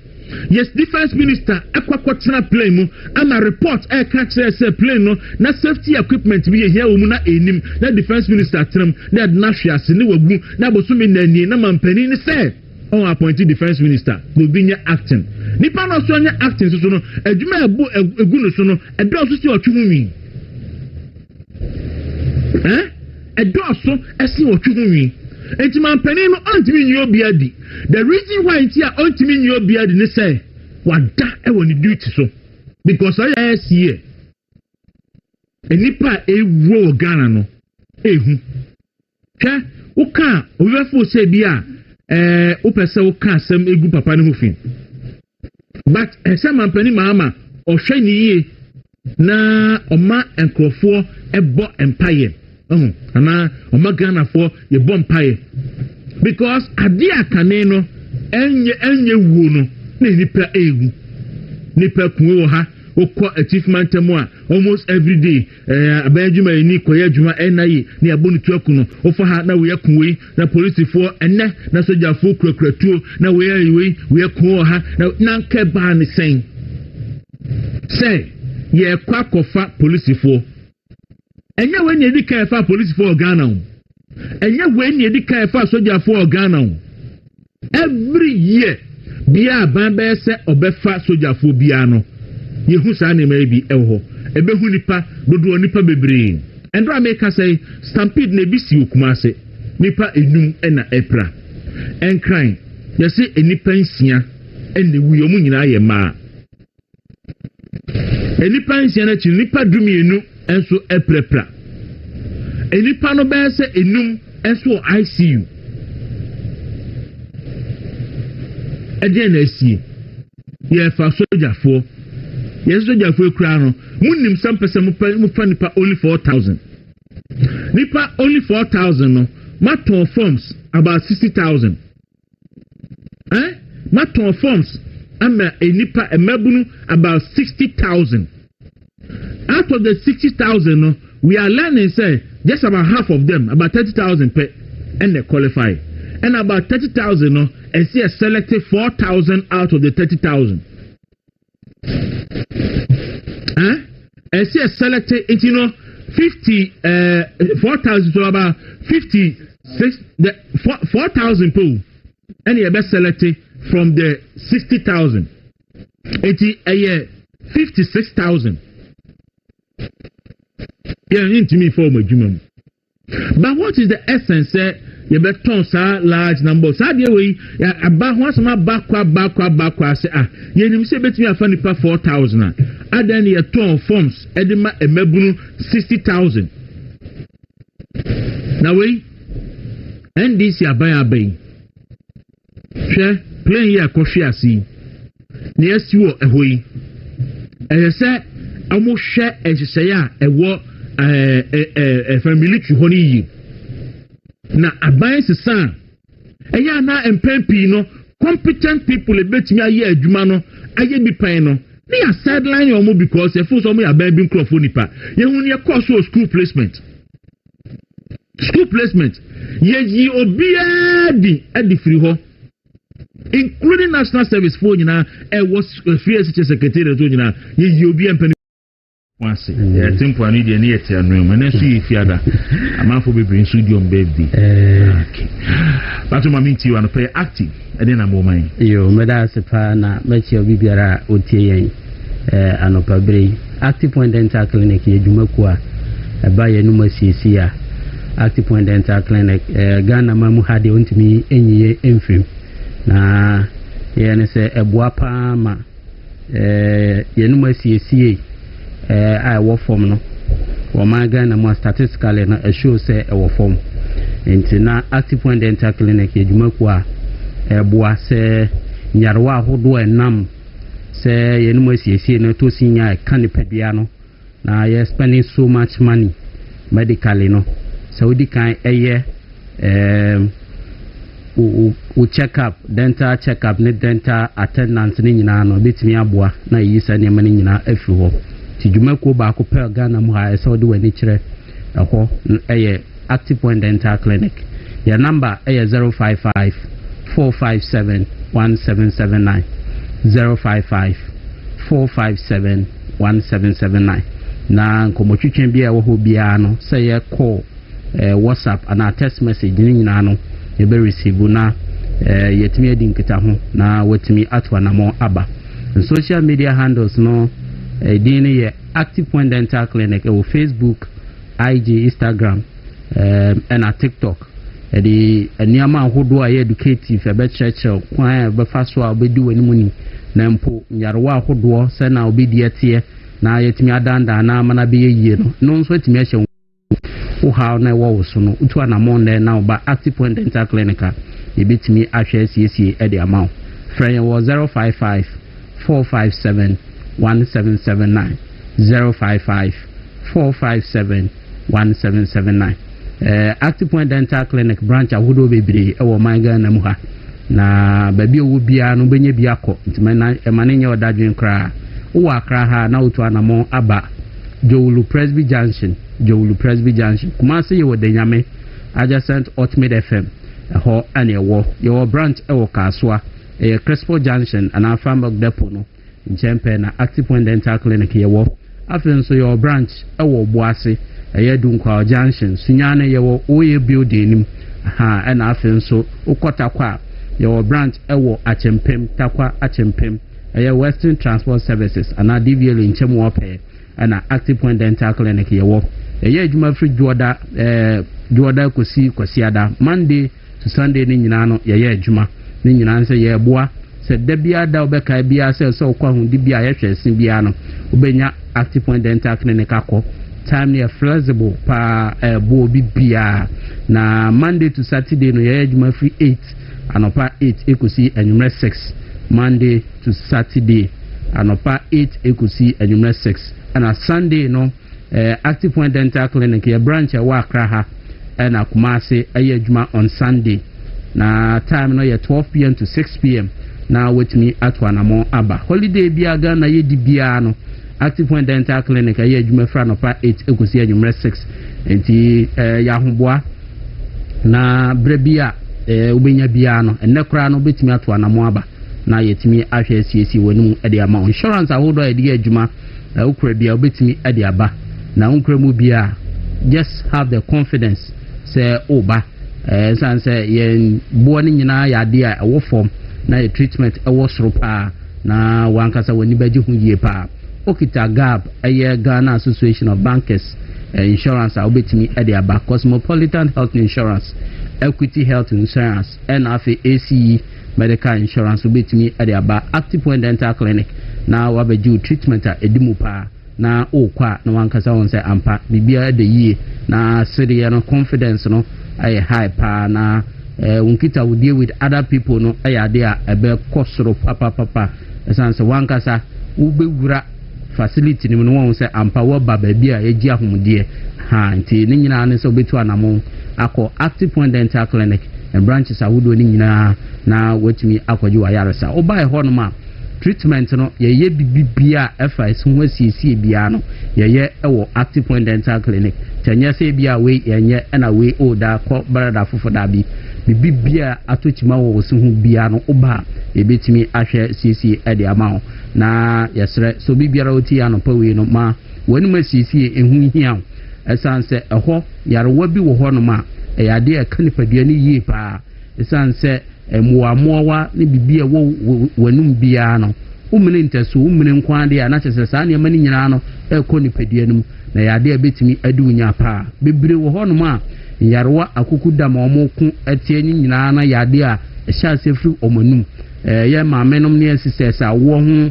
challenges ni nyina no ye dental issues bi wo ho no a etimi trigger sa ne mani nyina senka boni ewo wanum wanya kaka na ewewe na office current mean concentrate and na current mean na nyina se etete saa ne nyina no to anamon ba active point dental clinic betumi ahwe na se sen enu akire ye betumi aye fele na mawa ebebo sen natural one ho ban kra na etumi abo yie pa obi wo ho no corona ko yi achepa na mum oguso ehye face mask ni nyina no se ohaw e woni se ho na mebisa so be hye nose mask na kosi daben na even the cost of buying the nose mask no kra no how long are you going to sustain it te hu be hia se adekode na ukoba so no obeye ne na etimi abo opaye na ne nyina na se obi wo ha ne sen atu ba ku mienu miensa bi oya babaawa oya brantewa mu nso prekupe amana ni manyi bo wo ha yehia na ne efre no nana anansisa peni o bibia tesen nso behwe no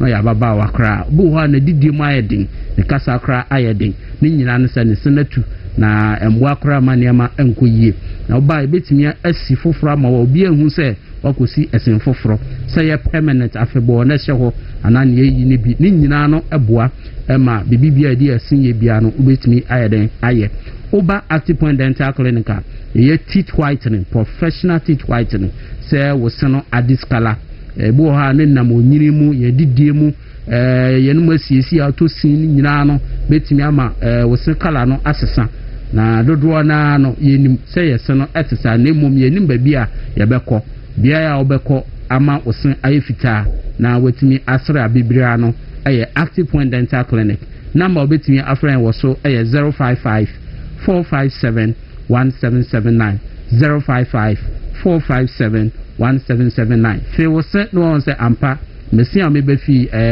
bibia da din se no aye white nyarewa bia eni ho na etimi abo opaye active point dental clinic edinim dia fofora ba ahihye asintentem na eboa ma ekwan adida wosim se wosena afoforo so ana aboro so wosena nsisiye ni nyina no active point dental clinic edi na de ahaman abatu asena so netimi asiesie no kama nye de no aye fast braces ne din ane ne honam se nye ne wo be sha 1 year 2 years 3 years 3 years 4 years na ye she unkrai o ebe ye dabi ebe ye anefra no pa active point dental clinic and fast braces yi sure say within 120 days no na wankasa nsusu so papa improvement aba awo sene hihye mu no na wankasa wetimi wani atimi age ho yie pa ye payment plan emo bibiara wo ye fast braces bi esan say ye mfa dakoro enye nti ye nyi sika ni nyina dakoro na ne ye ne say uchi akakra na ne aka no yetimi aspread amawa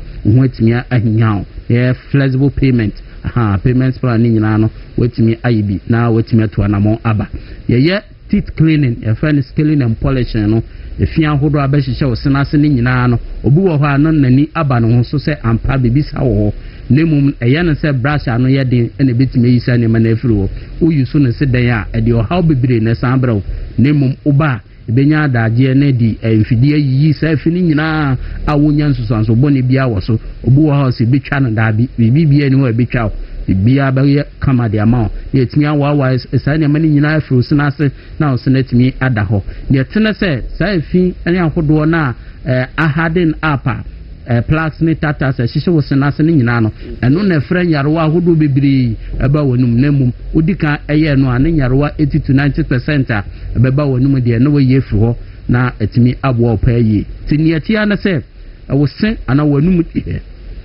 esa obo ho ban pa eyade a ebeboa beboa pa ni padua no benya awode a na firi wonum wo ana ne se atui na wodidi a obubu nua ontimi embubu enuanum ye no aso omene ne nyina nso ko ye mu a na ukonya indigestion eno nso be mo ye free yare any other issues tini nyina nso betu anamo aba active point dental clinic na yetimi ahwe ACC e de ama se wani je ho so be hye osin gold and silver ne nyina no oba active point dental clinic obetimi ayebi braces ahodo se fashionable and medical ne nyina no oba onsa ebekabi na yetimi ayebi amawa ohu be ye odepa ye inti nyarewa na de dɔɔso bebre mintimi mmɔne nyina so wa ha nemu ɛyɛ hawa wo num kwa de a to anamo na bra active point dental clinic na minti a ona so kakra bebre na nim sɛ ɛso yarewa de ani ya one nam nemum ɛnya no korɛ de yɛtene sɛ nyɛ ɛso yarewa ni bebre ɛna ni yaw ɛnam nyarewa ni bi wɔ ha wɔ wanum nso nte ho yaw bia dodoɔ na nim sɛ kaka na di ya na eba te wo twɛn sɛ obeti ya wo so ho ansa na wotu anamo a na wo ye di hunya pa te ne atia na sɛ every 6 months bia no for wonko kyerɛ doctor ni a ɔhwɛ se tu anamo na oba Active Point Dental Clinic ampa wankasa wani bɛgye hu yie pa na value for time and money no wonso wetime nya ɛso mfa so die pa na atimi abo yie pa nti bra every 6 months bia no kɔ nya dia no boarding ɛda form ha kra a obia ansa timi susu bi eyebi na frɛ yɛn wɔ 055 457 1779 055 457 1779 Active Point Dental Clinic ɛna yɛne edi nkɔmɔ yi ɛyɛ adwuma afiri dwoda kosi ada yɛn branches ahodoɔ ne nyinaa no wo akra ha wo ba Dawuro Presby Junction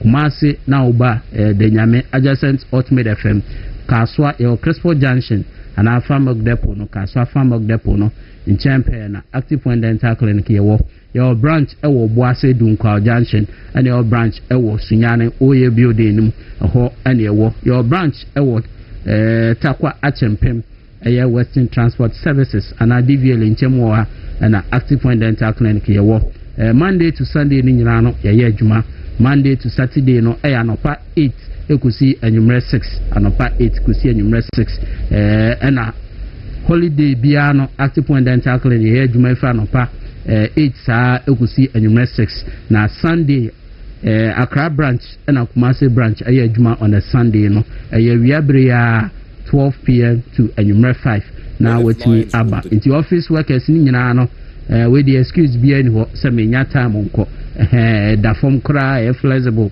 na obiara tu atimi atwa namo aba insurance awodo edi adwuma gab Ghana Association of Bankers Insurance ukrebia obetimi ade aba Active Point Dental Clinic Equity Health Insurance obetimi ade aba ACE Medical Insurance obetimi ade aba na Cosmopolitan Health Insurance ukrebia fabra Active Point Dental Clinic na unkremu bia working cry as I said bibia da forma obia ensatimi susubi na timi aboa ama wanum asiesie na onipadua na hoɔden na ankasa na pomuden no etimi agyina brane a ɛbɛboa ɔpɛyi na ma ne yɛ 055 457 1779 055 457 1779 na yɛhwɛ nim sɛ ɔbɛba anɔpa efiri anɔpa ekɔ nyinaa no yɛyɛ adwuma days ni nyinaa no sɛ na wonim no yɛyɛ adwuma nti to anamɔ ne bra Active Point Dental Clinic yɛmuna ne sɛ get a brighter whiter smile today na bibia etimi abo yie pa. Alright, obani anopay yɛda ase paa sɛ mode Active nkrato nso de abrɛ yɛbusua na efiada kɔ na yɛnhwɛ wo se emfama ansa na weekend yi wakɔ akɔdua mi a ha yɛ Movement TV Movement in the morning dwumadie ni no ɔtwe abɔ apansema aduanan nkron na yɛdi ka abɔ amane sɛ anopay yɛne minority leader of Ghana's parliament na ABD nkɔmɔna entra budget ɛkɔ ɛma finance minister Edin Simbi atudwa say COVID-19 levy last year yɛka ho asɛm ana afei deɛ oyi ɛde afiri hɔ ɔhwɛ anim sɛ average real GDP growth ɛbɛyɛ 4.9%. ɔhwɛ anim sɛ inflation ɛbɛ hover around 8 plus or minus 2 and the things so non-oil GDP growth no about 5% and so and obetimi deliver and primary balance so no or share nim say obenya surplus of 1.5% to of GDP na yen a gross international reserve and so a minimum of 3 months and then overall real GDP growth no should be around 4.8%. Service, manufacturing, agriculture, and also say a bed drive this growth no. Or here we 198.7 kilometer Accra Kumasi 6-lane express route. And so the ACO and then all that so nina budget no emu na yebe di enkomo kakra ene ebonundu epaimu a minority so ebe press conference and obe address budget no ene enema ewumu a omofo se entwa yi nso no omode emu sem ebetudwa KKD edi Akufo-Addo atemu a meye wo KKD ene ono so Mahama amani post ese wedi atem edi agi post enti na ne wagya bayire toy KKD edu ba bi no na fi onam na bayire kura no bayire poma ba akobɔ 60 Ghana cedis obi a ni ba bi a na KKD nko ato ne bayire tie ne na ekufo na na mampani Mahama yes we appoint a special envoy to the Caribbean region KKD as a special envoy to the Caribbean regions enti no ho de onko en nema no ho bukwa koto omo ho enti ohun da bia na ye ka kire Ghana for say enema na ekoso no na enye oman ni ye enti o na enye oman ni nkanko enti o na mum enipa bi selfish interest ohun ene pa sabre na ya boni pa ni bi enti ti e ba na ye be ka kire ma KKD ba no frantuma ba TV so na okasa obefo se Ghana eda na kuma sunti na oka ne oka nyina but ni eni se ye recruit omo se omo nya adwuma ema NDC party no na omo ma NPP party no should look unattractive and ampani ampa no mampani Mahama ba yi se nkrofo ni nyina Professor Jamponum Professor Kobe Mensanum KKD num Bridgetotu num and all those guys omo nyina agi omakatua agi my appointment kama enti ochira bi won se bibi ekoso a na ye ka cho se dwene hu mienu ansa that's bre of a champion a taifa o timi kan jo se osrewo ye busa aside the man the ECOWAS parliament the BBC we no na ECOWAS parliament ECOWAS parliament yes anya boni se we yan semhwani ana we ye lecturer ana we ye hwanhwan na se we be support political party minim se Ghana ha de nipa ye ba wo mo free active politics mi ahemfo me wa yes and obi dey me join political party go na mom what the wani mu akwase ba bi se me ye neutral ene na ya na kan no babu su be ye nyua ye ni be ye sia ye shi wo ye botu bojo ai e be tu afi hwan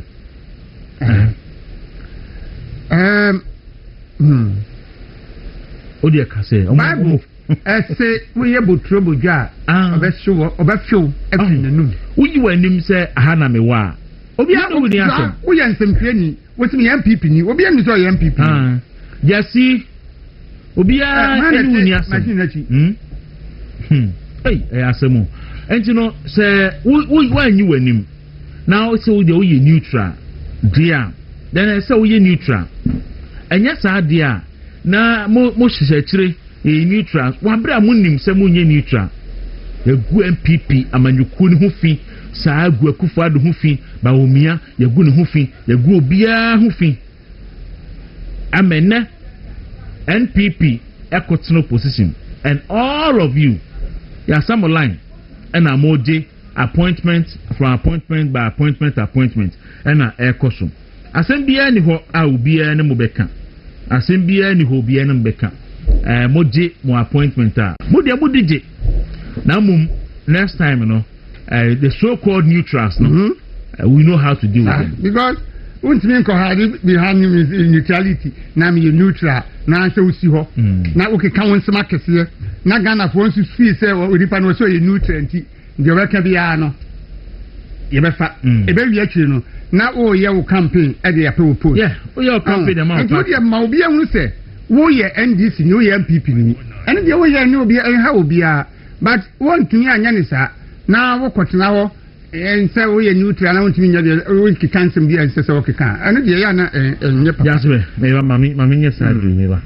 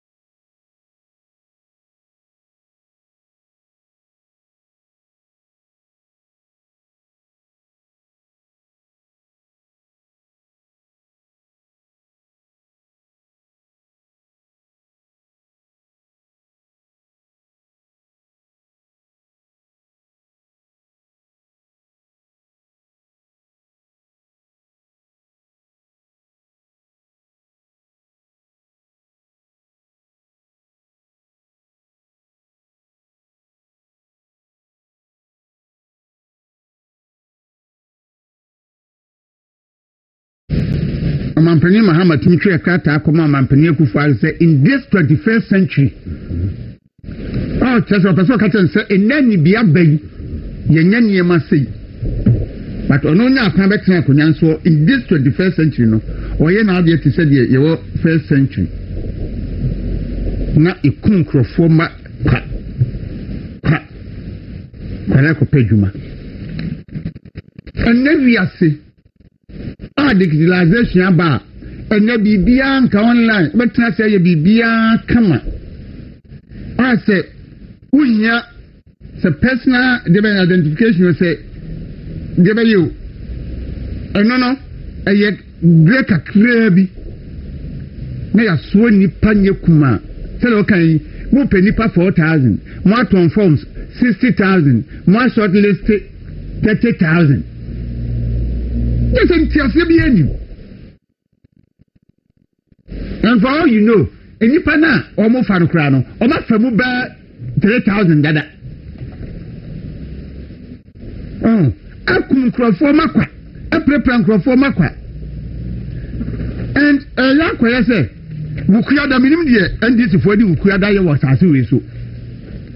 Minim, the end this for Omdi Mukuada Pano, I was as you so. One day, 3rd June 2015, Yakwatia is so top. Ne Janemu, Common Chroma Cycle. Ne Nipa about 200 there show. Women in Alco. And it's 6 lanes, express lanes, young Professor Buye. For politics, political expediency. So I'll say Obewi by 2024, 2028. It is a Uya and my earlier faster baby or Nahodin Guso. Say Obetimi na Uya or the Abepe food. Now, I am not what me as another party. The vampire so between Namum, dear Hagin says, Obi, a band for Fredin Sakabi, I could do stage beer. Kakreba do Kwaku so biano e beboa na yetumi ayusu opedia opeso ya manya onye enunwie ye na nakufa do ne saka no onye nwie o say agenda 1 o say agenda 1 obewie 10 meanwhile OBC is a 6 regional hospitals to saying. So the point is that agenda 1 regional hospitals womb psychiatric hospitals near DB womb adena wunwie no asa so wo sika obetimi dey see new state hospitals na regional hospitals dey ana fanko wie because I do various stages of completion one position I will campaign we say awba bibia adwuma bi aba no dey nsaka bi awbeto aso ya wie so obedu aban ma fe dey den no adane wano awonti ebi edu 90%, ebi edu 70, ebi edu 80, ebi edu 60, ebi edu 50 something. O say eno obe abandon nyina no akọ start a new project na only 10 and our person here I'm told say some be new senior high schools was saying meanwhile STEM schools no e be so ekoso e wo various stages of completion and again omo catch say opposition say omo ba in is it 7 months or 9 months be you double track and the free and no mobile almost see double track a bit me a year for in 2 years. Only minute na Akufo Addo aban no aye plan atwo say by 2027 there will be no double track in Ghana. And the already no plan was say by 2027 no there will be no double track in Ghana. And then almost say 2 years. As a best man will see 2027 no. And again Akufo Addo aban by provided a lot of infrastructure. For instance, various senior high schools. Expansion. Say, sa project no a cost no. Abuama double track no cry. Excuse me, Bri Ejai. Bibiri Ejai omunye double track beam. And you know, so Obana be can say Oba in 7 months no. And drowning. Asama be kinka baby. Obi say. After near course or Ewak no, a year free SHS for Akufo Addo form Buru Sunti. Catching you, what's your suit? About tie, anti studio, I am my question as I say, and then we have so many educated fools in Ghana. There be a seeding ketia. Because we a critical example of an educated fool. That guy. No, a seeding ketia, it can't see me. And no quoting is simple. Or see school prepared me. Ampa. School prepared me ampa. School prepared me. Because some like one kind. I know people say senti. Sangafia says ama. And Ghana phone call na when we school na obi aya juma. I was as one kwara na be mu na ama. Unim stampede akosi. Emane nyonwa se ye kapa akadia akoso maikese.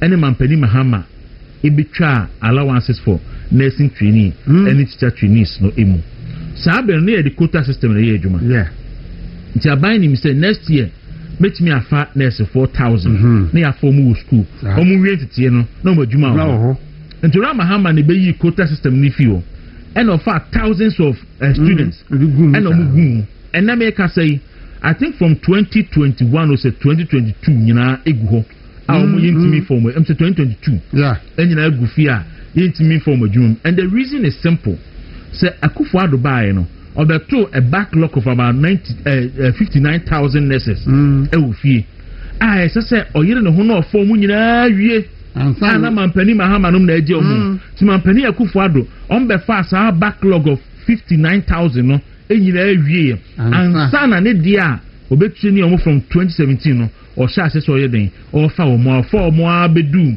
I think 2022 and then they will fi abemu e de ekwi agenda one no a obewie na atimi create space ni da fa nurse for no and also wonye na nurse for no awie school and omo tifie me ami ni aka ho omo tifie look okonya ayi private ayi bi omo so unim come some betia no 800 cedis 700 cedis and the crown am sure ya akoye so you better fie kwa wonya bi ka ma say ebie wadwini in fact nyesika utibewu because nurse na adwuma de nje be bie wadwini na oye and kure bi abebo so miensa kwa ni ntua ne ka nso me say o say ni ti obetina fi na ni ti ewudie on de onye ne sa na onfanye ni ebo akra nti ana esifo nyina agufie agenda 111 na kebe solve sad nurses no problem ni nyina because you see hospitals 111 na ba ku bi akra fa nurses 10 say yekoya nim na we nyina president waba we diska kakra bi beso so amaya ya wie no wo si wo ja na wo ye tempe enti dia kan de enta now what I could see regional hospitals for sign up at the Ghana food sika ya spend year see 111 was 14 hospitals in Ghana o je guama na kan wirem meanwhile what's first ka foforo asa ko start foforo meanwhile so what opposition ka so ba obeje bibia ba de saka wonwie ye bia na one ba obewi enkrofo kan say oba onye any allowances no o sure dabi omoboa me ba metoa so mewie ni nyina na me dia fam adwumam nkrofo ka ayi ni ho asem national allowance so me ba me fam nsanka afede na oba ya was 10 pen na obey na nya kan why den e be kan wi mana e ma ne nyonwa mapadi ko for start affordable housing omo ba ye no omo gu affordable housing ni ho fi saa ana omo jagu ho ana omo so omo ko sisaglemi any you know $200 million calling that and no crop for only can I you be eco car sagliminim e di money pe bi di waso musrim ti da sebre aban wetimi adinadi me di entina me ka se budget ndi omo ka ya ede eye waso de but o katre maso pa de enya wude ambe kan de atro enye be we nanso say be ye ayi yes is easier said than done.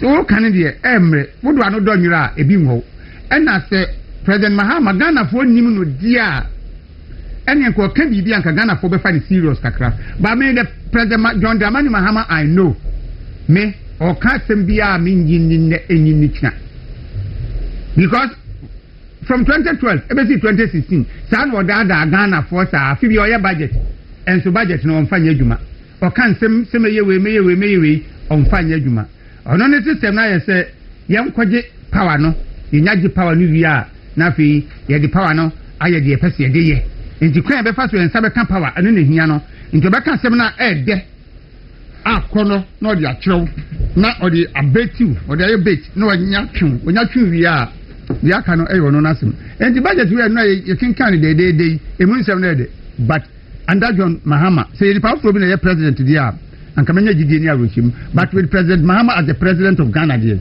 onya gidi enye yi okay who can have but mami mie if I say me be phone lines on kakra bi na minga tie phone so response to the budget and as be a question so edema minority leader so na odiaba maka tro say odi akutia bonika sentwina de ba hanoma men so me number ni is 0201 455 555 0201 455 555 na frame na budget no so dey na wotie dey na hu ye. Do you have any question for the minority leader na so ni ni ho enkomo? Okay nti yanko na yenhwese betimi apeke a first caller na 0201 455 555 0201 455 555 na oni yen ini enkomo mo amo send videos bi no ye nyina no ye be ye ho adwuma batenye ne na de mu fanche ti ye be ye ho adwuma na ye tenase a na fi ya seda aye no ho adwuma kasa nti and you know another so me bo a say be ye ho adwuma na de ye be mirika nti koka yeah okay all right nti Mr. Wofra na weluwa the volume of your TV set and the volume of your radio set no na welu wana kama edi amayin na fi yetimi so eni edi enkomo yi koka on the budget o de mami na fi enfa so atiefo fra e be peko na ya ye nti ye cheke ahoma no na ofra ni no akasa koka mami nti on the budget. I think say budget no me na creative aspect no and I was more interested no ma ya kekan wo ho no may share how the implementations will be the here airline here mra any guidance no send ye be no ne sa no no me who say chamber TikTok chamber president Ashanti regional minister chamber from the man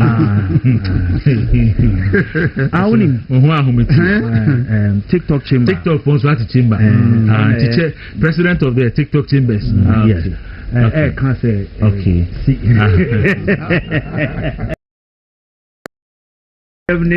maybe say renovation and then construction of no maybe or kika me who say mpanimfo ewo parliament members of parliament etu ni fu ka che is almost reno no mana o kika no enye no kre but I want to see how the creative arts tourism renovation of the national theatre reconstruction of the national theatre in Kumasi ne sa no mane nyina no bekoso eno ho na me se nkukọ na ayenye ne ye de bema school for ne sa no ane ne mefo aso homegrown bia obi ani ho a obi deny obi homegrown because ebasa na job creation and who already market ebe consume into the rule those were things na many was super okay I mean me ahoma na ye but mo fa say mo betimi akoso so 0201455555 so frɛ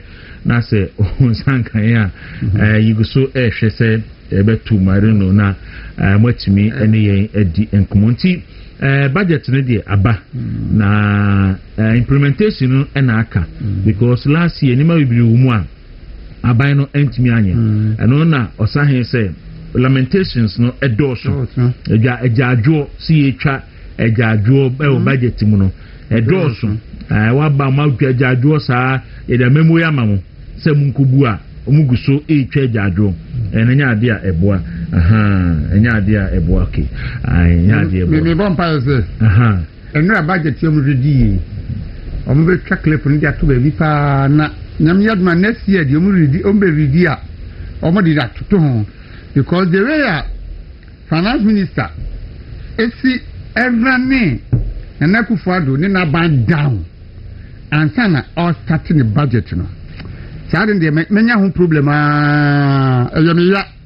eyemiya pa because at least wo de wa ba wo obomodin fine ye gitum but e de anya se de nyina kasa mamu wo de ye nto aso no obi etu foundation no bi so be sifa pimina so na se o ka tie se Ekufuado ne na ba de no me yakohwifo oma me bobra omba ye oma no basa oma se wo man ye hunu de mudi ja Ghana nsa na Ekufuado ba ende bia ye ka se e bia nyame nim de ne beto o man wei enti na nado ne president na spiritual ye ebesi 2016 because COVID-19 na ba ye no if by that time na President Mahama na the president ya me say Ghana nke nipa be wu be 1 million.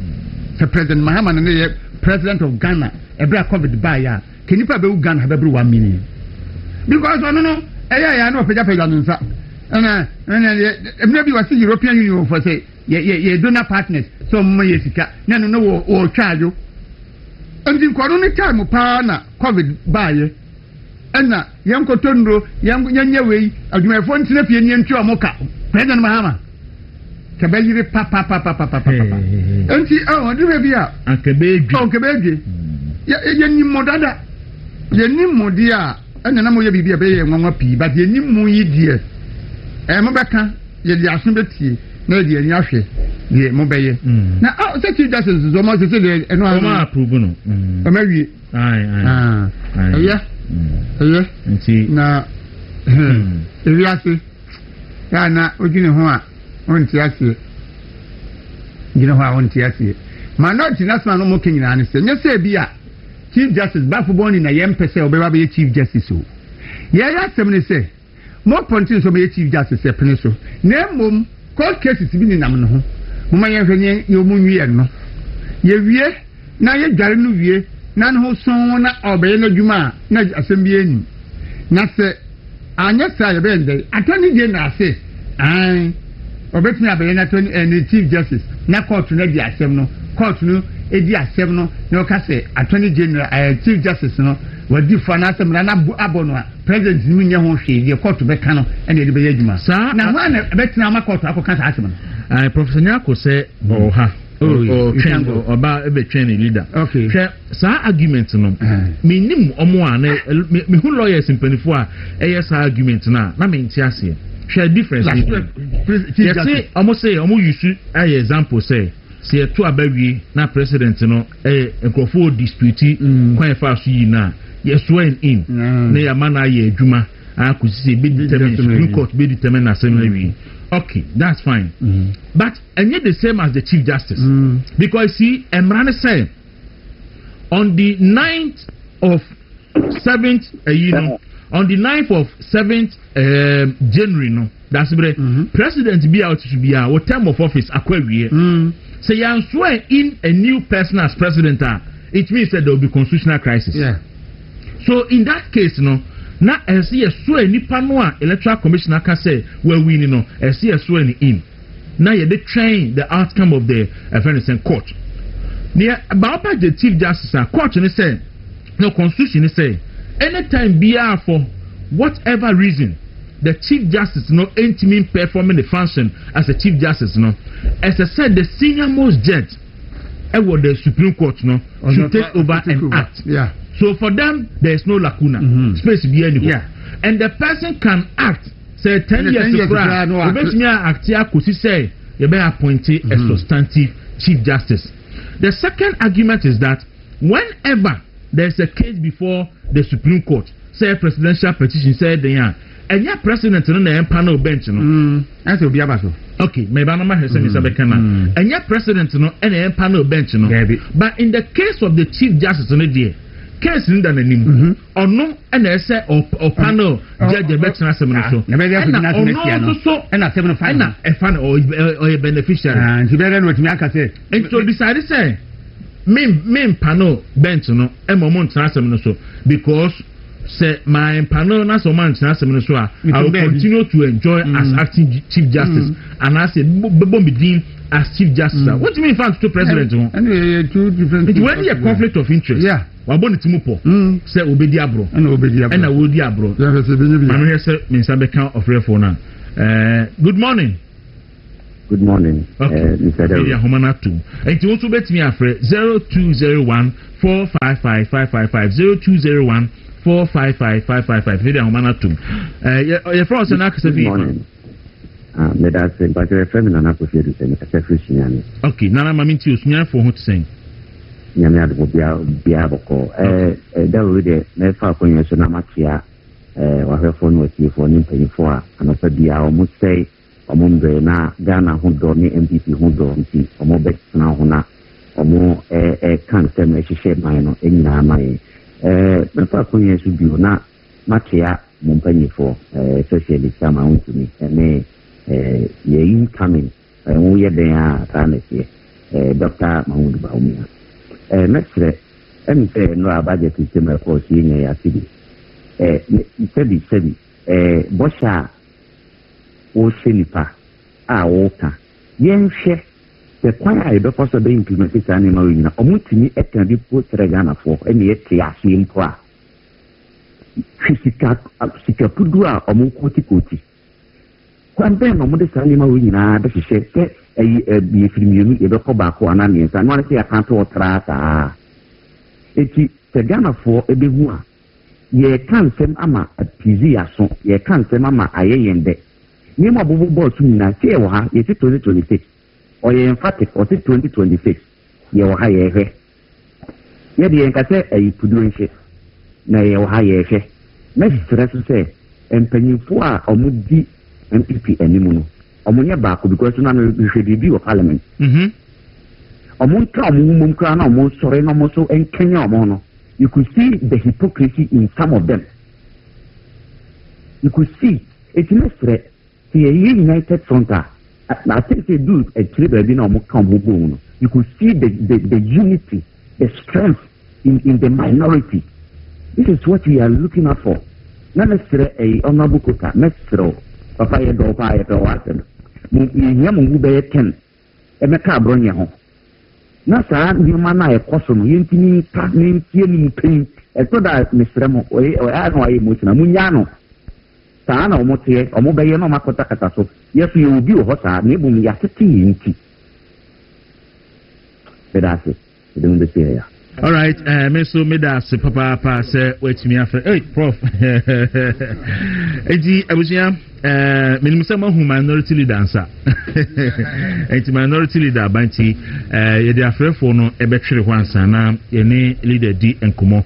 Ye ne so waje breso be ba ha no ya hoho because nya asem keto ye nim say kan budget wi se ya budget no amu kan ye central adwuma no eya sabri one of the difficult moments because budget ni ba sa na do so a so kokan na wetin ba chire tifu munti no enye edim say di adwuma no sitie ne no do ne fan so on be press conference and so we je ni nyina say obeba no ne ye tifu abedi enkomo. Leader, good morning.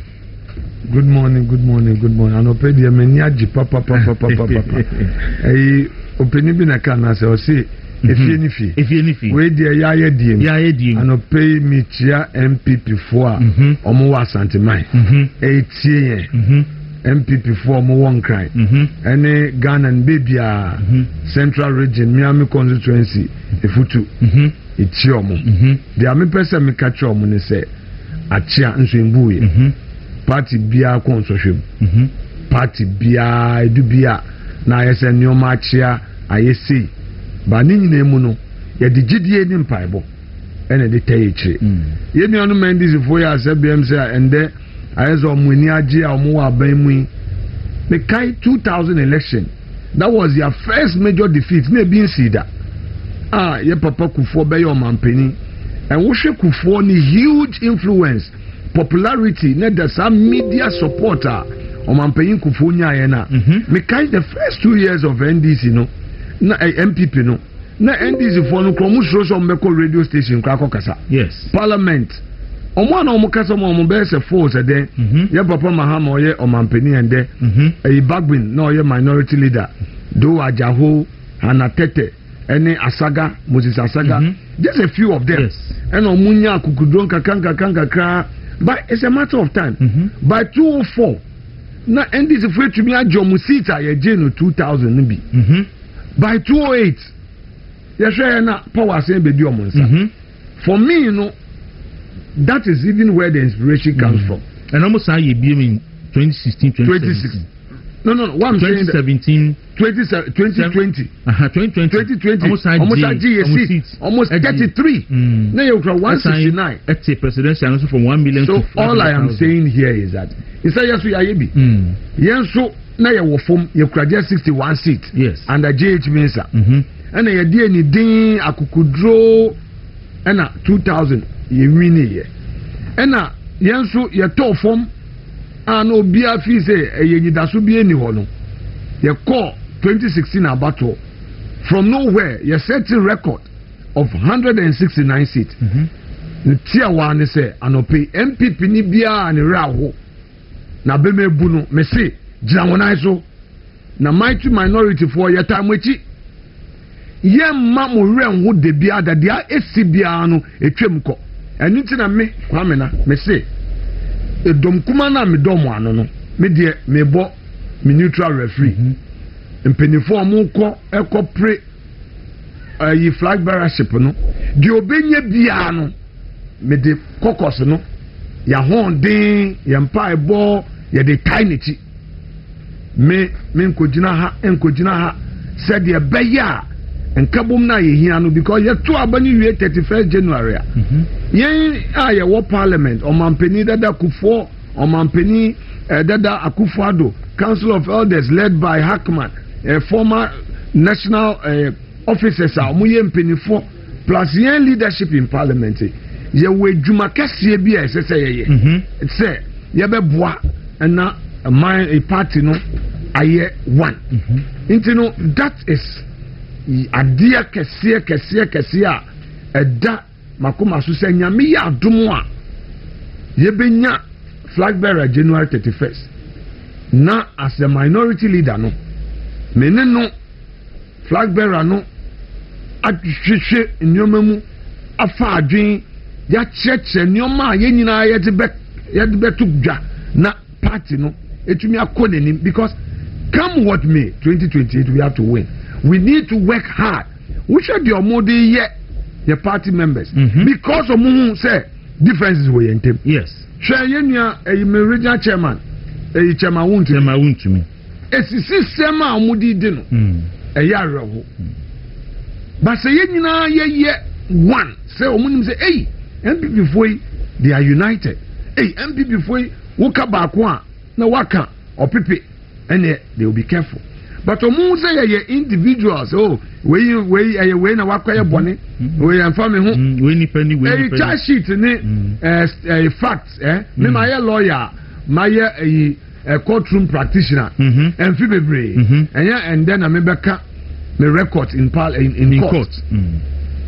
Prosecution between me trust am no ebi no ma trust for chairman won't me o ma tru no hu into wuti kwa we yembe so won't me there with the bonio and so na ya no kra ade we there ene me twe me ho there be omoboa ni nya politics no mo ye nti we shouldn't even let the fight be the fight of our people who are in court.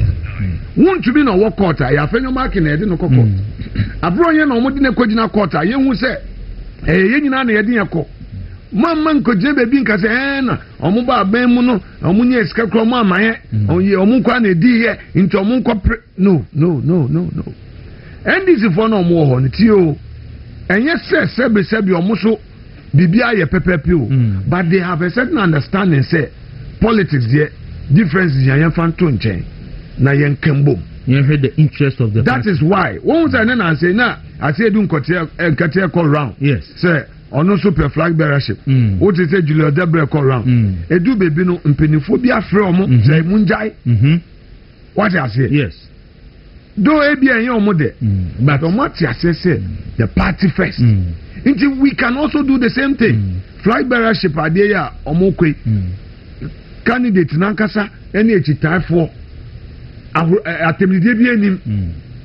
no, you don't need to talk about the strength of your opponent. Since 2012, I started to say Mijina or Winneba. Opening, me can't edit to me who say me opponent Mamboni didn't that. I see. Never, na me one 2012. 2012, I started to say Mijina for MP. For elections, I'm not going with Futuno.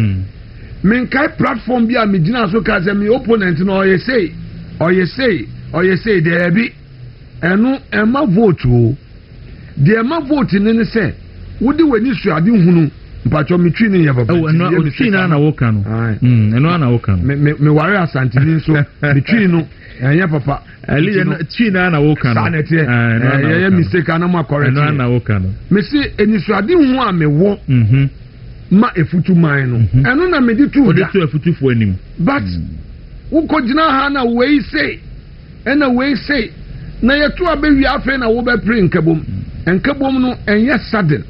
It's a process. Into no obi bia or tie obi echi wo ye youth ni bi no ayeso mumbu ade omu gina social media edidi atem cho emu njai it is the party into no enkodidi obi atem we are one opponent that is NDC that is all and budget obeka e den e Momo say one job 3 shifts. Yes. Obenikase 24. Almost say 24-hour economy. 24-hour economy 2025 budget enim. 2026 budget is where enim. Into 24-hour economy and then saying Musimo ba youth ni benye adwuma ye. Mo de adwuma baba, adwuma bekwa ha. Na mo beye nse anadwo obeye, ewia obeye, ahamati obeye. Omozi wo kodo kra na ode obedo na najo obetumi ado anajo oye wo de ni abaye adwuma na adwene intellect so ma electricity omo baye omampanyin akufo adomre so electricity the first time in the history of the governance of our country in this fourth republic aban ete electricity so omo ko check PURC report 2018. Yes. Akufo-Addo ete electricity so from between 17 and 30. Thank you, between 70% and 30%. For various categories, household, any industries, mining companies, munya, your friends say reduction. NDC buy from January almost in Bepimende, the electricity, atum 18% plus. Omuwie omo imported imposed dumso levy and also 1%. And then the omo kan 1 cedi per liter. Me say 1 cedi per liter. Me that say. Dumso levy 1 cedi per liter. Into who koto petrol 1 liter bi no mate 1 cedi. And no omo kan wasemu. Meanwhile MPP aban say so.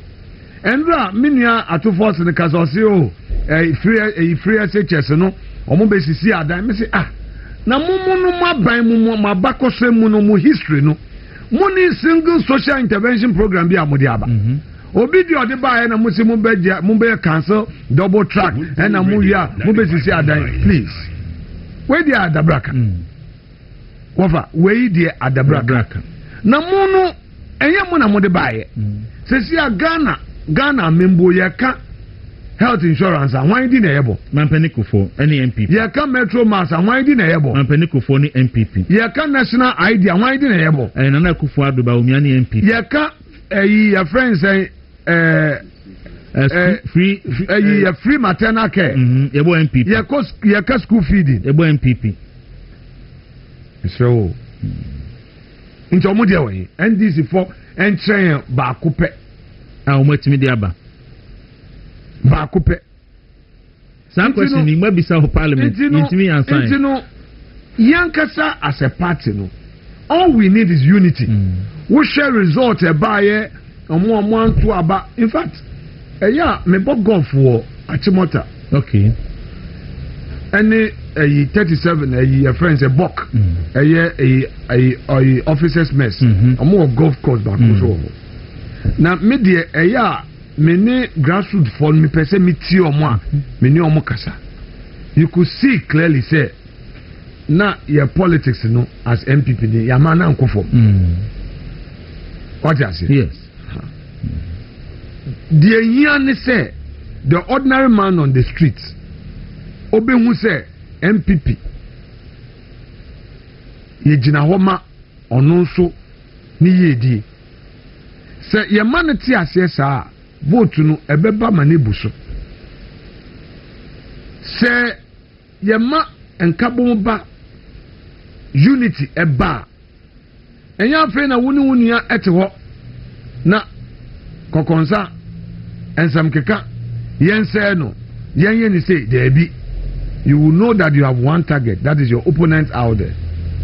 And intino anopei kasa bi endra me katre minianum ewo caucus meeting and me repeat it. We need absolute unity. Me katre MPs endra ye caucus meeting me katre omo say look, say yentumi anka mbomu a we should forget it. Openi meeting wo me ma won asem me carry who sim bia kirewo a Mr. Father Mr. Father yes ono no onye polling station executive but no ye party activist okay na oye mason osi adan na oye adwuma opomazi poultry for many years or rise here to Mason foreman. Okay. Ewo ni grade.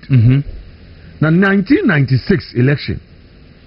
Eja okwa edwuma mu a na oye ni campaign kakaka. And omo warning ni say NDC wini a ono ombe pamono. Na menkai ebusuya na reho a NDC wini ye akufo enye kwanya no. Mr. Father, Omudi Motino from Mason foreman to watchman to the grade of watchman. And Omu no Omu transfer no call Ankafo. I see. Oh, Ankafo leprosorium one. Some old warehouse be oh. A Pomasi portrait form old warehouse and machines be Gugua. Omu fine old machines. And Omu transfer no call say. Onunkoye watchman wouldn't be my stepfather did not fight it oba fie ordinary rosary obo mpaye wie me kai na miswa me was St. Augustine's em say form 2 years na be ko form 3 and o ka kire me ma me say Esther say MPP nti omosi onko ankafo a obekọ and o ka kire party mpenimfo na omo wo baby ewo winiba na omoye MPP politics e frɛ ho bottom tree. I see. Into okọ bottom tree na eja okọ nso a na ne ba medinechi okọ ka che captain ama of blessed memory Mr. Tete ene na danwo for MPP mpenifo no omowo bottom tree won say omo say onko ankafo nti obekọ e no parke ne nyoma na okoye openi papa we the sacrifice or sacrificing my party no me fana year enye nyankopon adom a nche me menwie school and then we did we did 82 oh man IKSibu na me enkoso enhira no he's 82 ne niefra he can see but he laid down his life for this party e me bia so me so mbajo what must yes what must say yes me mama no ye people teacher and almost 31st December nikunu eya me say father say hey 31st no e NDC for ade Rollins Nigeria movement until you won free mu and omudi ni din cast redeployment ho sa time na Rollins kodi loan IMF sikasem ya mo say structural adjustment ni nti aban edwumayefo no mo nte so nti mami elusi na edwuma as a people teacher nisiko nya de kofa gari wo your friend say bepo so enso togu so ema ebusuano ye ho kire I saw all of these mbajo I'm saying say enye MPP ansanka me ma me odi people teacher no nkobenya ni bibi kakra bosumi na me nso no na me o papa nso be ko so aye no father ne ho ni mesi na chese edwume meti ase o so there's always an opportunity cost so decide so be take a decision you will suffer on something it's yenyan bi o mo feel so let us please our friends. Look, in politics, have a friend on the other side. Keep relationship, but keep your principle intact. Mean tell me what I'm for NDC. Meaning for NDC. Mean so and Crawford see me as a friend, and that is it. But the friendship must have its boundaries. Keep good friendship, but they do politics and so let them know, say, this is your ideology. Yeah, MPP for Bruni say your center right. Your center right ideology in free market, freedom, Jejumadin, Bonhumodin, Mambranye Juma, na benefit from your hard work. That is MPP, rule of law. So when there's party decision, it is party decision. And yes, I feel a party decision. Now, if why I say we are no way, Johnny, what now church or social media. Yes, I see say who can maybe I will protect your profession. Now, yeah, sabi. Yeah, Betty, Supreme Court judge be threatening Ahmed Shaib Jerry. Okay. Oh, you see the words say you are my nemesis. Yana yam pese be one of the Supreme Court judges. Me na make a show. Me betumi ntina entwem kontompo. Oche okache yenua Jerry straight in the face. Because who say na bi suruma o pass. Adia osahini yi. Na me threat ni dey bebe. Ebinu kra say o me law firm. Leader. No. Me say ye leader. Aye wo court na me say wuni bibi. Me ka che nimpa kro no say court de meko judge office say makama dwen e wa amembu hu asem oberule against ruling against him e come de me abusa pe na do afidi aso me law firm be collapse en collapse the opportunity court me say JB dankwa so odwen ne hu ne comfort time all kunu na ne mba ebre owo prison yeah Kofi Abrefa Buzia. He could have lived in the comfort of Legon and lecture Adrenu or Tumfotia me Bafwa Koto NLM. Hey, you pay me bumping for the hour say Yegumi. Yeah. Omodi Omun Kwato so. Ya papa Buache Jaco, ne papa. Dombo. Chief Dombo. Ne sacrifice here. Abayi fakabo impenifo titre je kufo be di present one ka prison okoda prison ebi ko exam hey bibi look politics ye di akukuro dey wo ye se mi so because nimpa na woni ni die se say wuti aja ya kensie nti ongu no mo ma wo say you should win ade da botwemu as young as they were, Omo student politics, all in the name of MPP. Omo ko exile. Yes. And prechu munina, Omo enjane. Omo ko. But see, adie ne wie ye no. Uye ni yi a eni daso. But what am I saying? If we don't fight for this our party, we say mentimi wase eni esi we ko biemu. We cannot. Say wrong or good or bad. My party first. Of course. Dear Tibiano, hey, NDC for whom? Omutumi kunto kwasa. But a do political decision, they become one. That should tell you something. And you know, me person and the party for no so tia say e ko bi enyansa for bebre woman e ko na nkwanekai. Too many wise men in an organization doesn't give way for progress. Because nyansa for no does obia wo nyansa.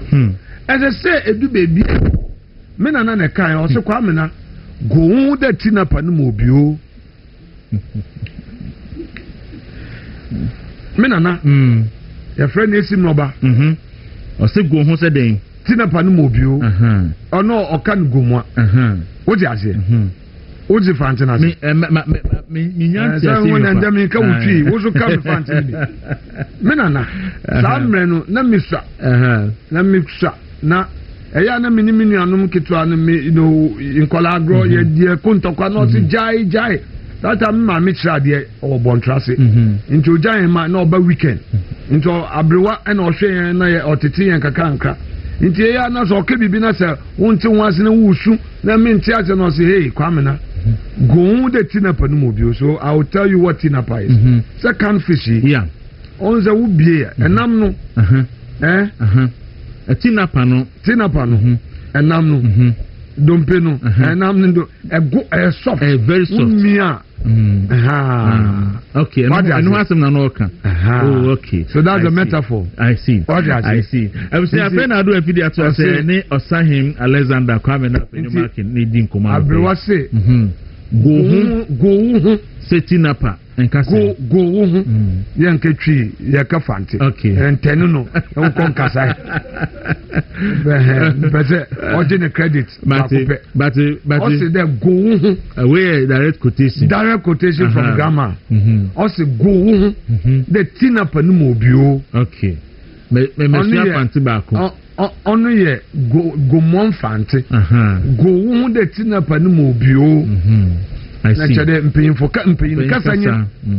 Enwa mpiache na. Nti se yen nyinara MPP fo. Yen nyina ye nyansafo a party no nko nka. Iku biara no ebia wo leader, he may not be perfect. But ni nyina mu no awu wusu na wo ben wonze ye no would correct his imperfection. Iku biara no she mu shedem na mo kye mo adwen. Now eventually waso dam na yere kwa impio etase na so yehwe yemfa ya adwene ye den mboa ono ntina ne dam ka kire minyanum MPs for parliament they look za ye bia no oye party ne ye se ye nyina ye nyansafo a iku no onko ne ka JH Mensa was not a perfect leader, but the history will have it that with 61 he led them to victory. J.H. Mensa had the cream de la cream in the caucus. A lawyer for a kukudam, diplomats, economists, great professionals, but they work together. Mbojat Mansa. Inti omu tukwani adie. And then say any end is for Yetwaba. Yeah. Mbajo. Yehuye. Well, sir, Chief Justice nomination. Yetwaba. Now we wanted to send a message to them. Yeah, they are 69. Omo they are 163. So, one will say of all with all their noise. They couldn't marshal 189. And no one said that but delay status. Yeah. And Omudinya 163. So it tells you something. That you claim you are super majority, but you don't have the numbers in real time. What I say. Yesterday we showed our strength. Yes, sir. You say yen to me winning, but we need to make a statement. Two, who say and these former tricks are no more using in ano. Bonia no mudino. They don't want their sins to be registered in public record. Into ya must say, oh, a point of order. Yeah. Point of order. I don't know more ya no. And so many say we are trapping them for history. Into no almost say, hey, adi. They don't want their sins to be recorded in the history books. It's not expand from the record. Expand because they say ask for press conference there. Ghana for a but when you are talking about Hansard, we are sharing and it will be referred to it. Now yes, so my tactical and played it safe to make sure say and some Bonnie or Mudino. Akwa Hansard. What I say. But Yama Chief Justice Tokonu. They are met to me a catcher and say Onya kukudro on bompaye na ngugi watiengo ocho book be a friend whip no child. Na sa whip no child no kase bi wom eno na me pesa no pay ode chichi ne re no hu say Ghana mind tie nechi ohu say owo enkwei nyame ya adomu a nkunim die beba ngugi watengo troye ewo whip not child or say whip not child, whip not my darling. With these cases let me remove your tears. The ravening clouds shall not long be victorious, they shall not long possess the sky. The ravening clouds, these ravening clouds are some of your colleague judges, you know. You tuno or Mamino Crown, or to say. Some of your colleague judges have forgotten the principle. They have forgotten say Adiano, they are dealing with an organ of state. Now wouldn't be wa ye di wunia bonia. Eya wo dese wunia no kra no or ye say dakro mu de sa bonin bedu. We are see aye we hu. Say the ya wunia na wo fi say enye wo a. E kire be yo. Ti ya ma mi tokonu. Antigeti nyabotre your redeemer liveth. Emani ya wo yasa nipa de seni yi wama. Emani ya wo yasa wo colleagues at the Supreme Court, the binom shada betina cameras nenim say yeah, because they were proud. Because last time I can say they were proud. The history One day. Yeah, the bay omu. Anytime the say be Chief Justice, be a court really protecting the Chief Justice. But this one, it seems the court gave her away. It's not that the court gave her away. The court orchestrated it and activated it and pushed it because of personality contest. And that is how they trivialized and reduced the whole process to. And I'm saying, say, we are judge and there. Now we feel say, and so many people have been promised. Yeah. Chief Justice. And so I'm for active on my interest. Oh, you know, say about football, you know, or just 1 year or qua, mina yede mame. Why did I say? Yeah. Say so opposition for Yanam Yatiti. And the promises are being made. People are being promised. People are being assured. The ravening clouds shall not long be victorious. They shall not long possess the skies. And there are also some very good judges who have conscience. There are some judges who have conscience, who think that what is happening is bad, and some of them are even being bold about it publicly. Now, they don't mind. Some of them, say, look, no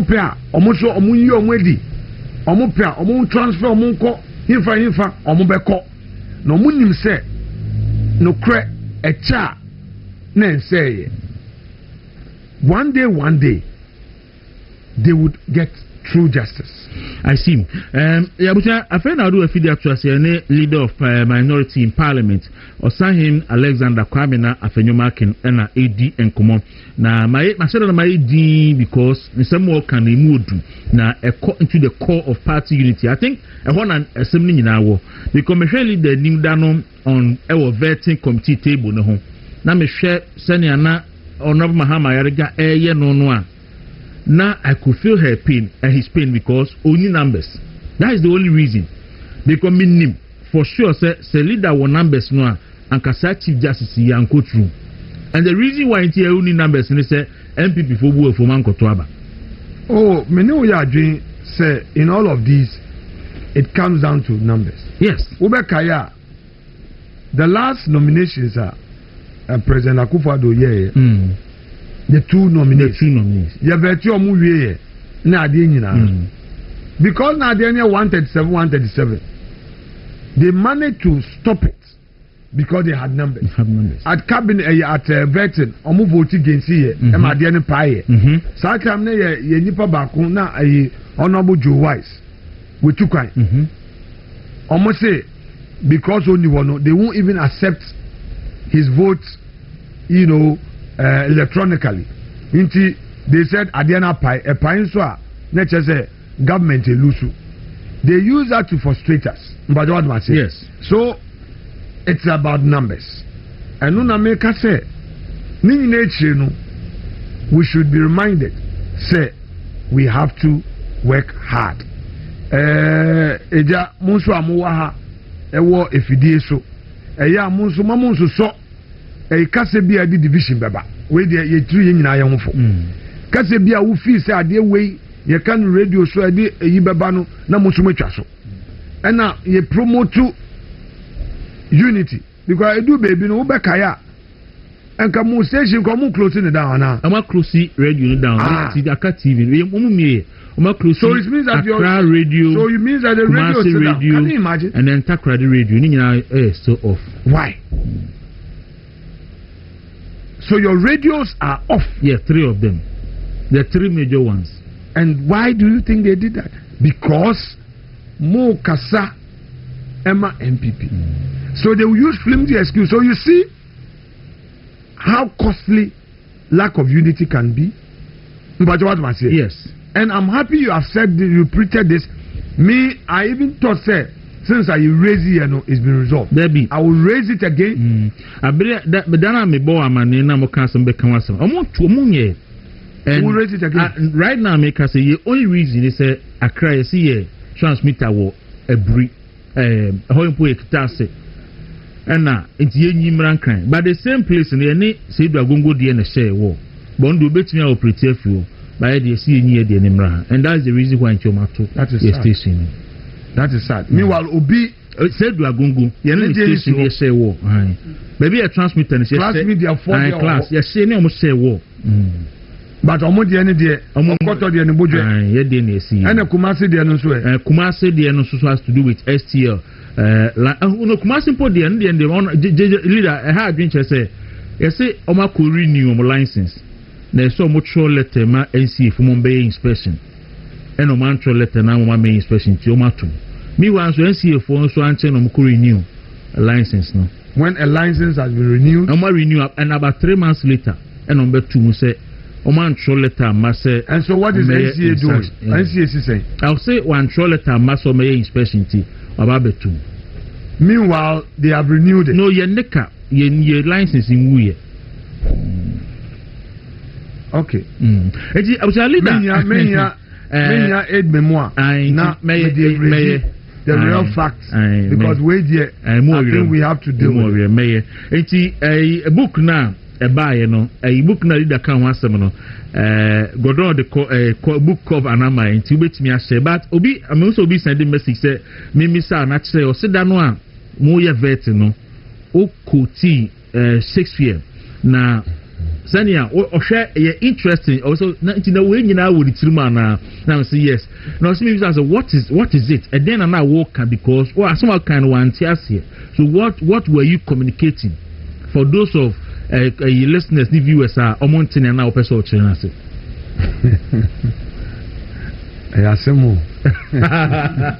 And I say the Nipana message in the man the one to Penny B.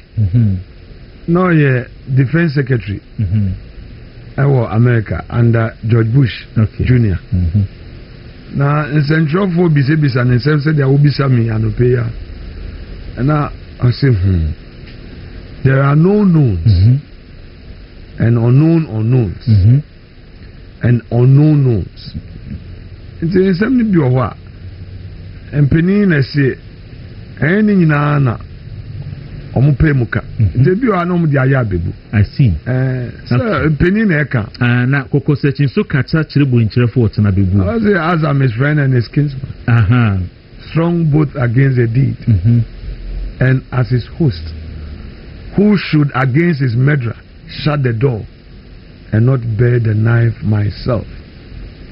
Besides, this Duncan has borne his faculty so meek, has been so clear in his great office, and his virtues will plead like angels, trumpet-tongued against the deep damnation of his taking off, and pity like a naked newborn babe, striding the blast or heaven's cherubim, housed upon the sightless couriers of the air, shall blow the horrid deed in every eye, and tears shall drown the wind. I have no spare. I have no spare. I have no spare to prick the size of my intent, that only vaulting ambition, which overleaps itself and falls on the other. Now, we say a trim. Mean trim. leader say on chim eno ano no ye be si home leader wo nuanom MCDC si bi asende kwese yes omo ya kan wa say mo ampacho yes and then I think when did they even come to my office they came and you omo nko an say Odie Mate. Okay. It is being handled at a very high level. What you are saying. The way mono, you see, they take political decisions. MPP for a year now. If you so governance. Way mono. Omo bibi aye politics. They look at it. Say once they take a political decision, politics now. You know, whereas MPP for the Ayana official governance, said their mind bay and they don't think like that. No. Almost style is politics. Once political they think that at the end of the benefit your mono. That's it. Nanka Aden Constitution say we are under Article 71. That say ne terms and conditions of service. What I say, we emolument ni into no say net. Na we mu de omoba na oma you be there, no major be there. Then they think that if we mu nyina no omunya omo benefiter. No, and yeah. Ade no so no wo kana wan kan ya no mo be we public sentiment against you. What I say? Yes. So when we say the ade na koye intino omunjama na minima hawa omuwum and will continue to engage. Okay. Again, yeshwa enema ekoso ewo party. What can say be brave?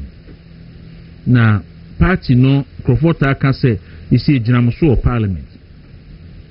Enti unity ni beba dodo na be jinamuho.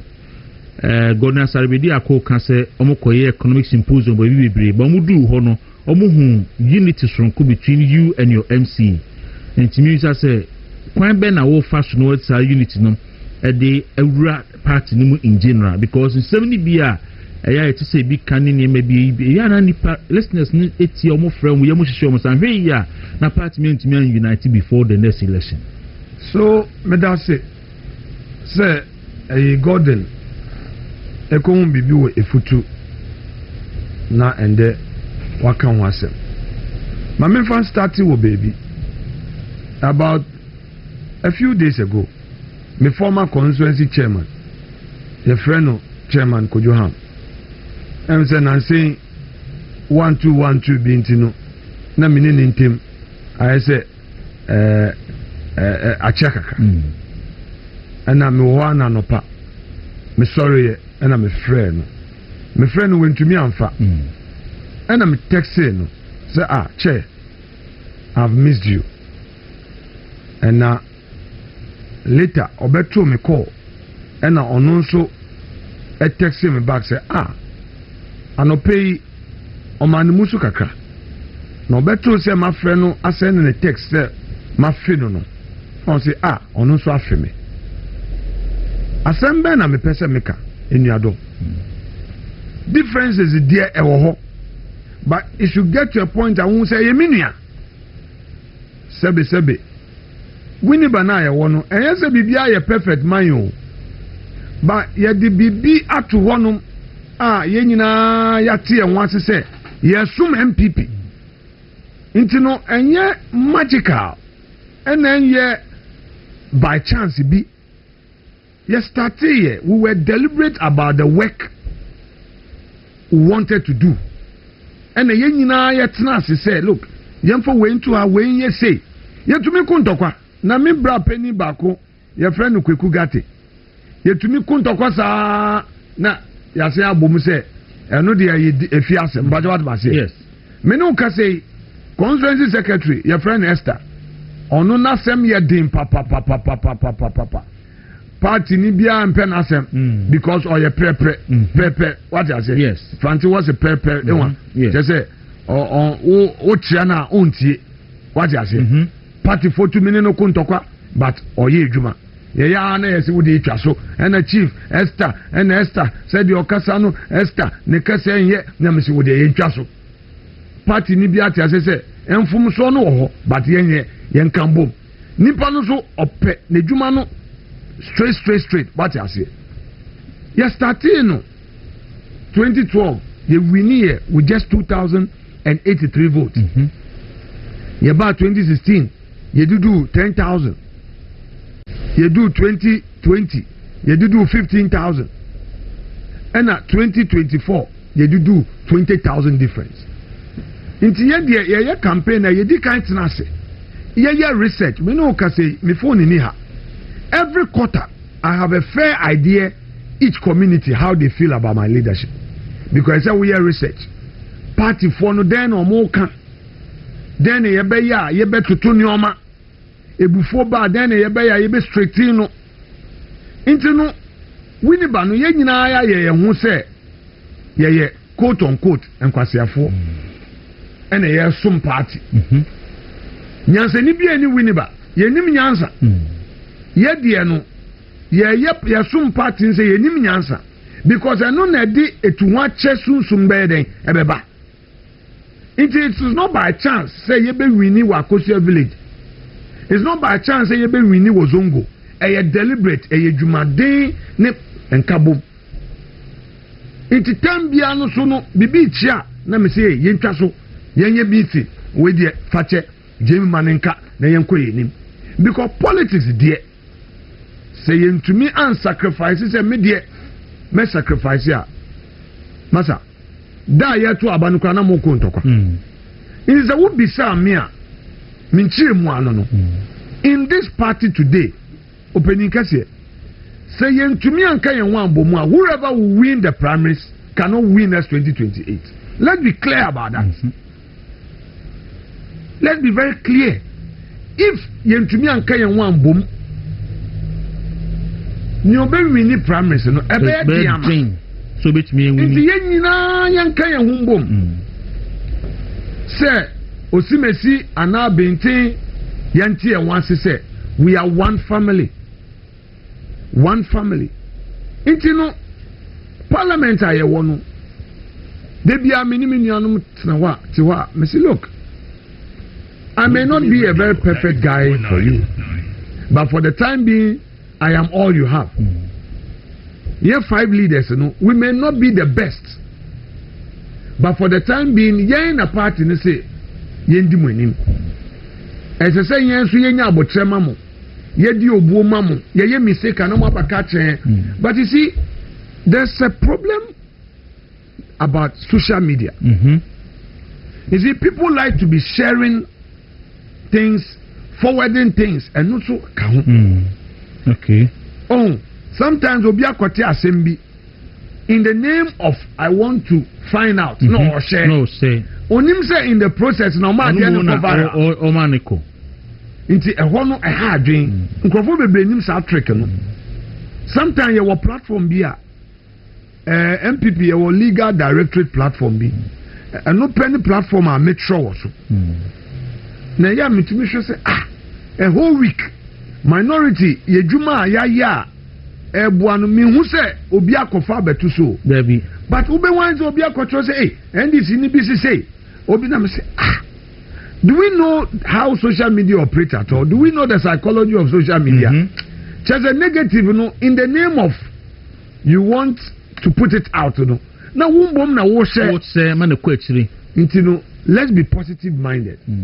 Let's use the social media to rather be sharing things that are for the good of the party. Say obiti baby no didi mi kwa me na temu a uko hu a delete men sending brem say hey leader obi say odidi watem na momo no wuti say ye debate at the board party na share because that is the problem. Inti ebia sometimes na dia no dan saying AI na aba no ebia na ade no AI generated na afi wo share and then I say wo be hwa yenua inanabi yeah enkofo bi kofa AI the generative voice bi na party for share hey nanabi assemble na wakoka no then you fall into the trap. Meanwhile Nana B in your papa or as a national organizer no. You are not sharing. But obi koye propaganda no pa enum hey no. Inti yenshe e woso yi. Okay. I think say a good advice. A good advice. But you see, as a winning say, and I be sending me a message earlier, but now me train or no see. Or say, bro, Osahene Alexander Afenyomakin has been a super leader for the minority in parliament so far. The MPP is in difficult times, but I know with unity and his sterling leadership in parliament, the NPP shall triumph in 2028. And I also admire his posture to remain neutral in the presidential primaries. Nana B, NPP national organizer. Obabako and Aunia Bako, Alexander Kwesiakwa, MP for Odan, Osimi Kancho Sotiao. Na ye wufi hadie.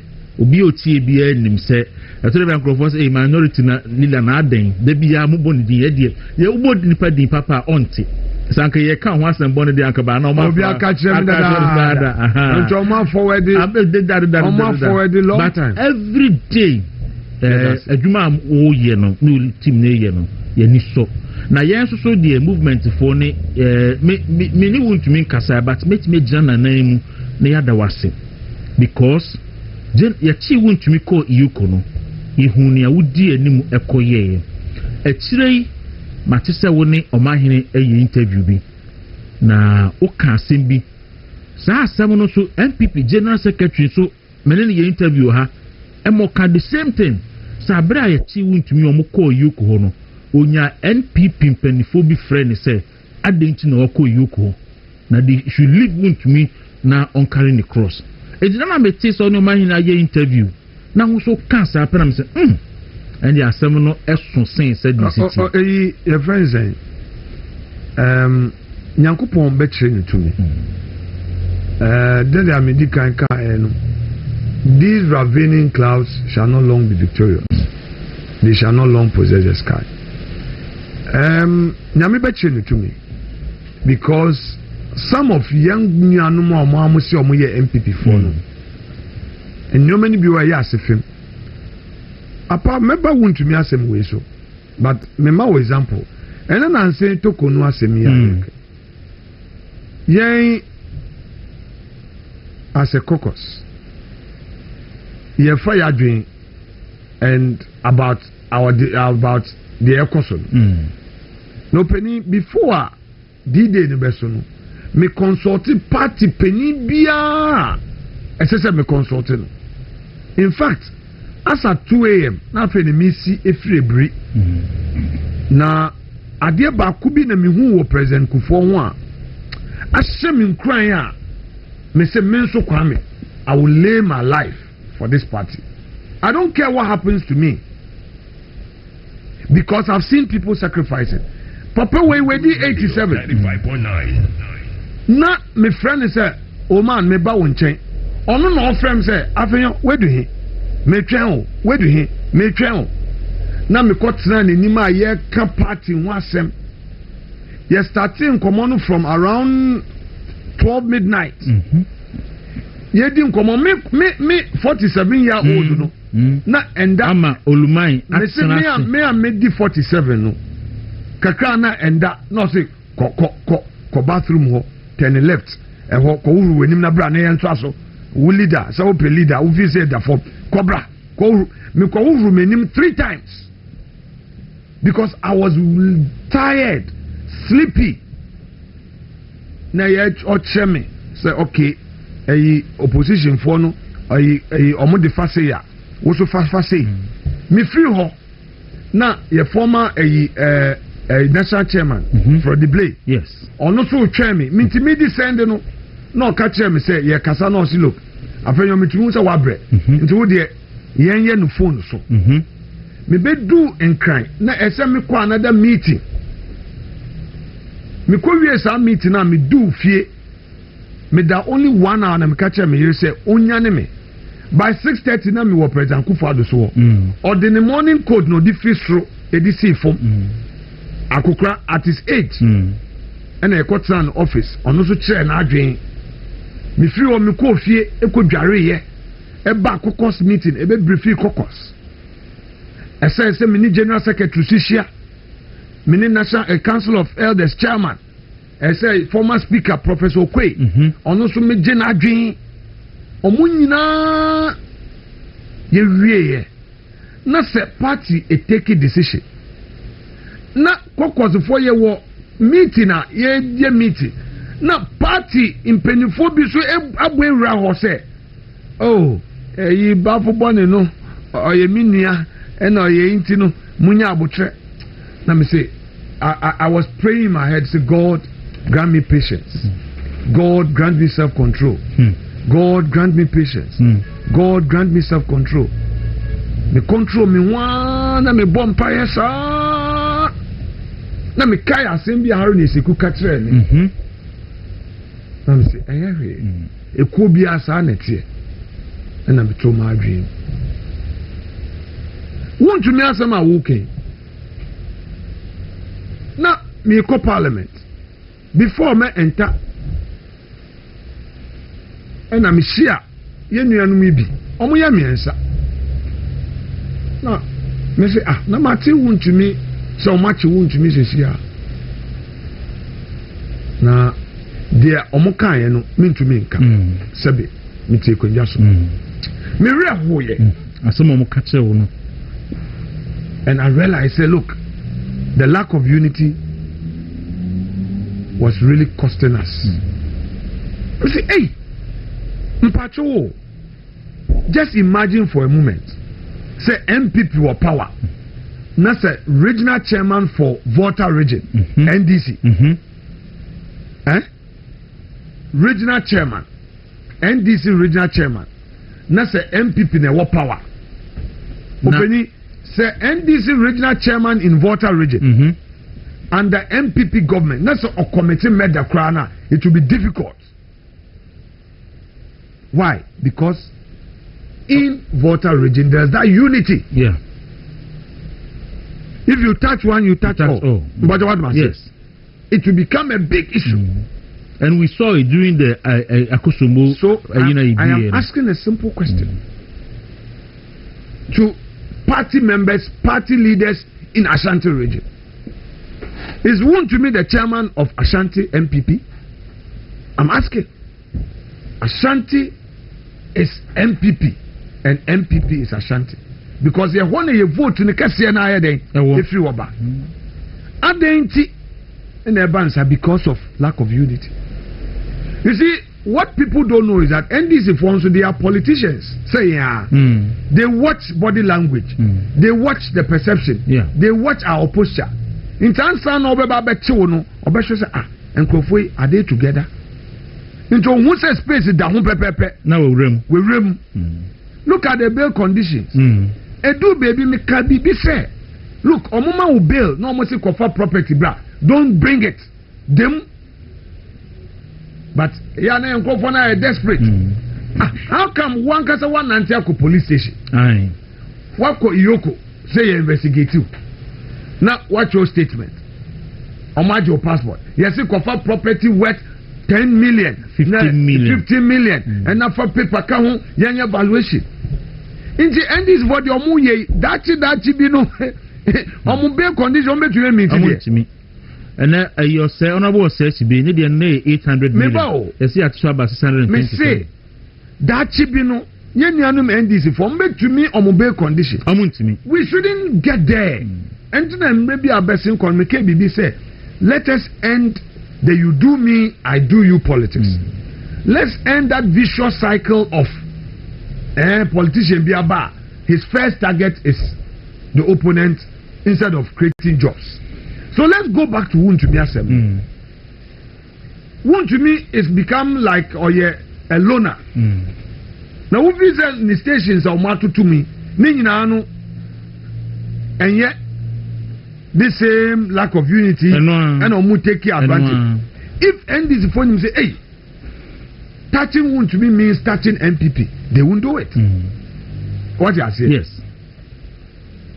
If MPP for him say, NDC for him say, touching a particular person in MPP means touching the entire MPP, they won't do it. It's a misre, me can say. Even at the court, The judges said they know what is happening on the street. If they know that their way, make it or there will be outcry. Look at Abronye case, you know. Yeah.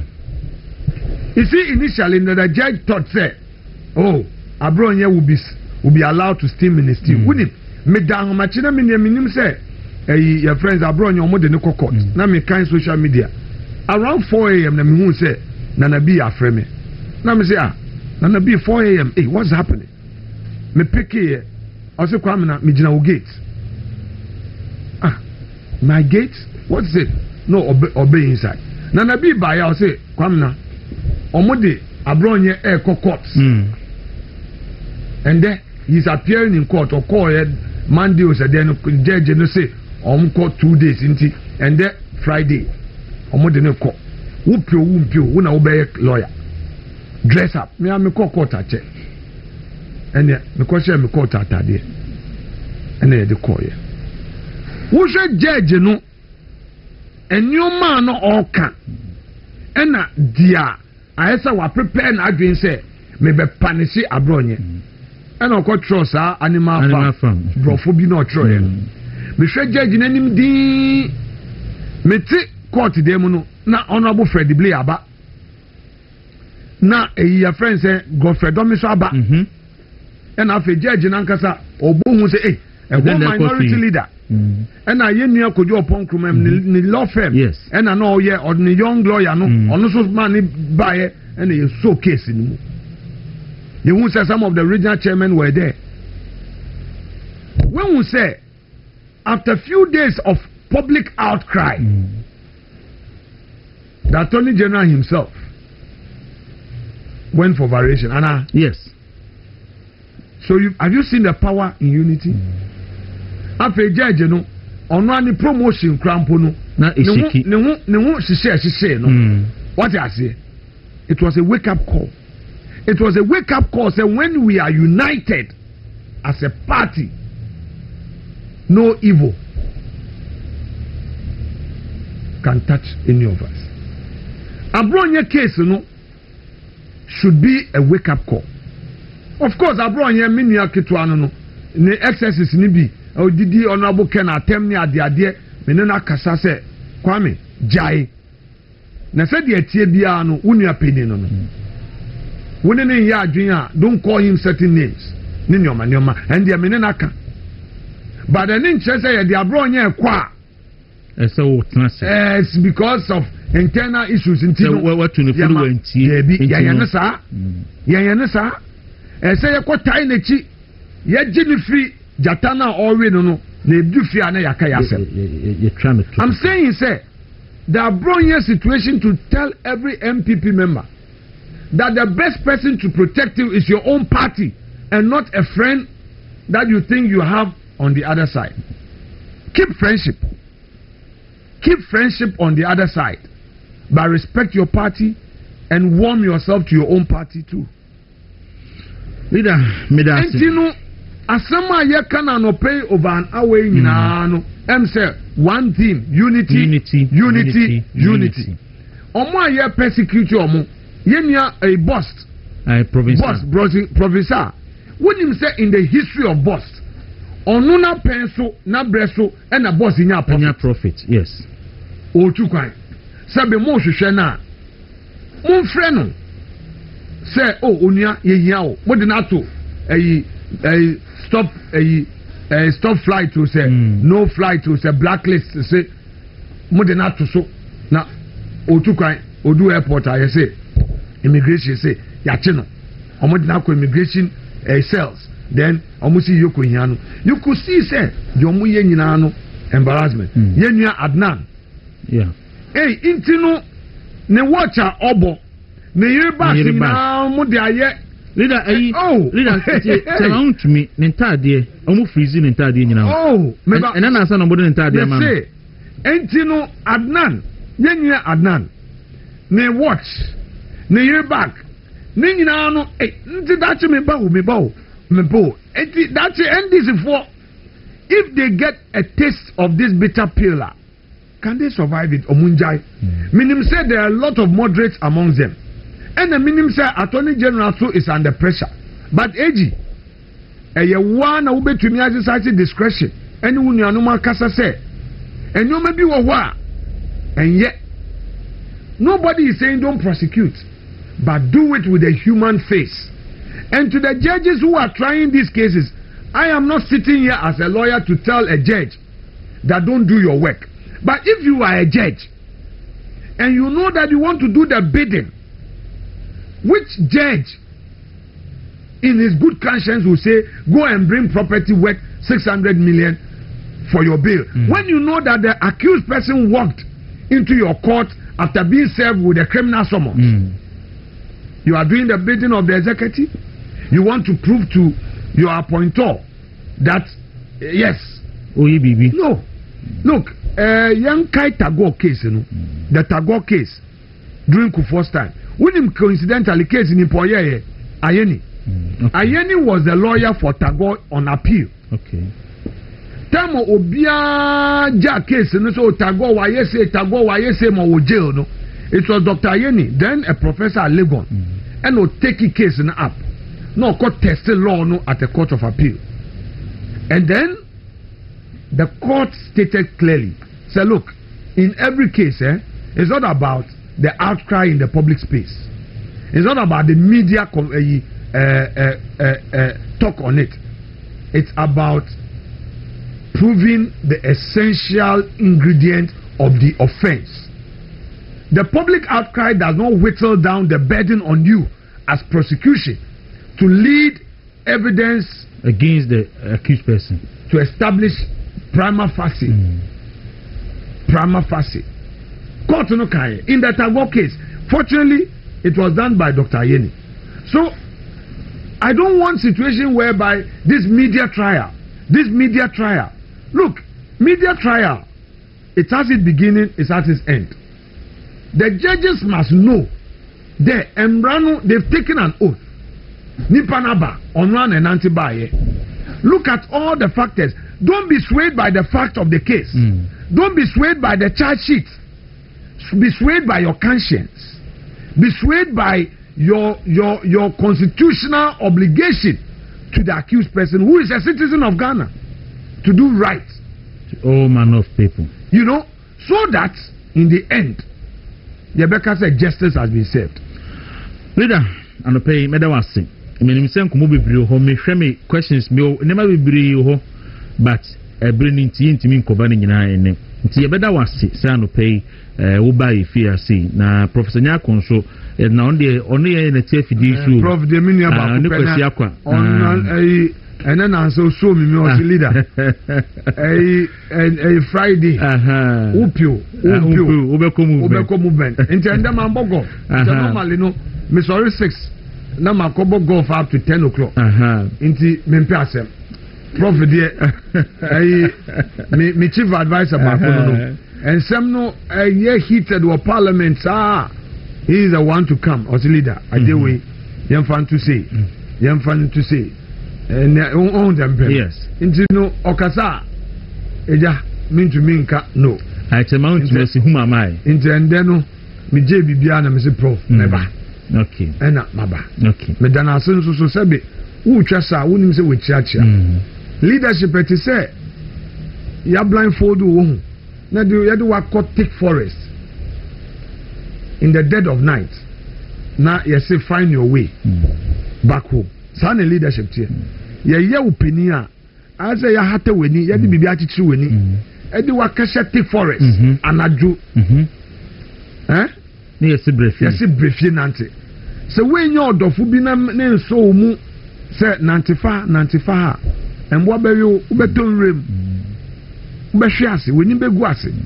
Nti no onua ti say me na na bibu ne be o say nyankopa won inisie wonsani fun esuom no ye na minche we mu kakra wonsani is a deer. Okay. Wonsan or a deer. Nti also won nyankopa won inisie wonsani fun esuom no ye na o chim metri macho o say papa bi o ya o say ne kwado dear Okay. Midnight. And oko for to ono onya hunter. And oko nrem. Na oko shuti. Ohun za a friend say dear one sign no ba no oko shuti ye. Apparently no shuti ye no me say aboa no. And na oko shuti nimpa. And na sana another hunter bi so ewo ho and okokun no. Into getting closer no hu say sana on sign na o kunu no o shooting no we dwane na eye nipa na wabo ntuo asembe ni na obae obefie na okobọ na damfo pa ne epumu ade enche okobọ no pumu ana okache ni say onua asema atumi ni me say me kope wonsem bi na me kwado na me kofa tuo na asem say na wunim say unye hunter unye obomfo eba ne say na wukofa tuo wunim asem we die kwanhifie me ntumi na lock no pon. Then the man went to another friend okon so nche onenche na okaka chen so asem atumi ni o say o say we die police station we kunipa dia ko police station. So papa no ekofie no na o say look he's giving up and yet drinking sport bi wo enche ho baby onko twa apio na on ending bibia to end it all onko twetwe bi into okotena ho apio na o twa na another apio man te ho no say na wo adi ayeye yanya no na ye na nda wa betra hanom ahamachi we ya wo su twetwe bi no den na ye catch me and o catch me say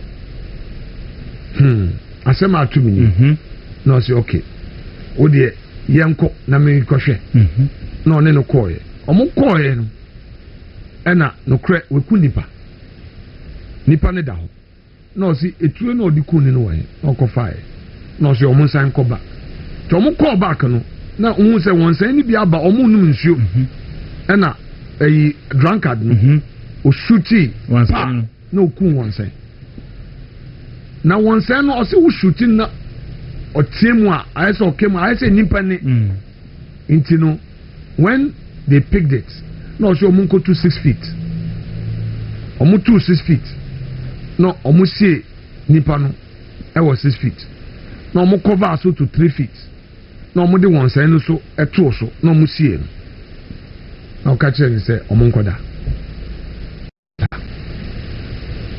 ya bo be 7-8 gongon bita yesi ahimfie asemesi ho omo kwa ahimfie o si obi aba report wa ahimfie say onue ye kunipa nti omo bisa na drunkard ne ka che wo fa ne say onye di mane nkasa omo wa ahimfie na Gold Coast police station police ni so aba say adamfo ba kunu so aba report ne say we kunipa ahamachi no no na be ka che ne say we kunipa nti no asem na ba police station ena drunkard ne say look woni bibi nana yenue onu we jimi papa okun wansan no fi say we kunipa no kre wansan ne okun no na no no ankaza na obohu ono anko onye hunter da onim ade ne ni so nti no be ka kire me nso so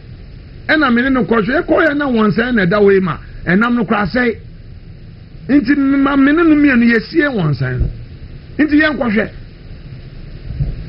ena omo koye ahemfie nana ene yi police fo nye di echi omo ko tutu ade ya omo bie yi ende so omo tu ya wansan na da we ba nipa ne hyase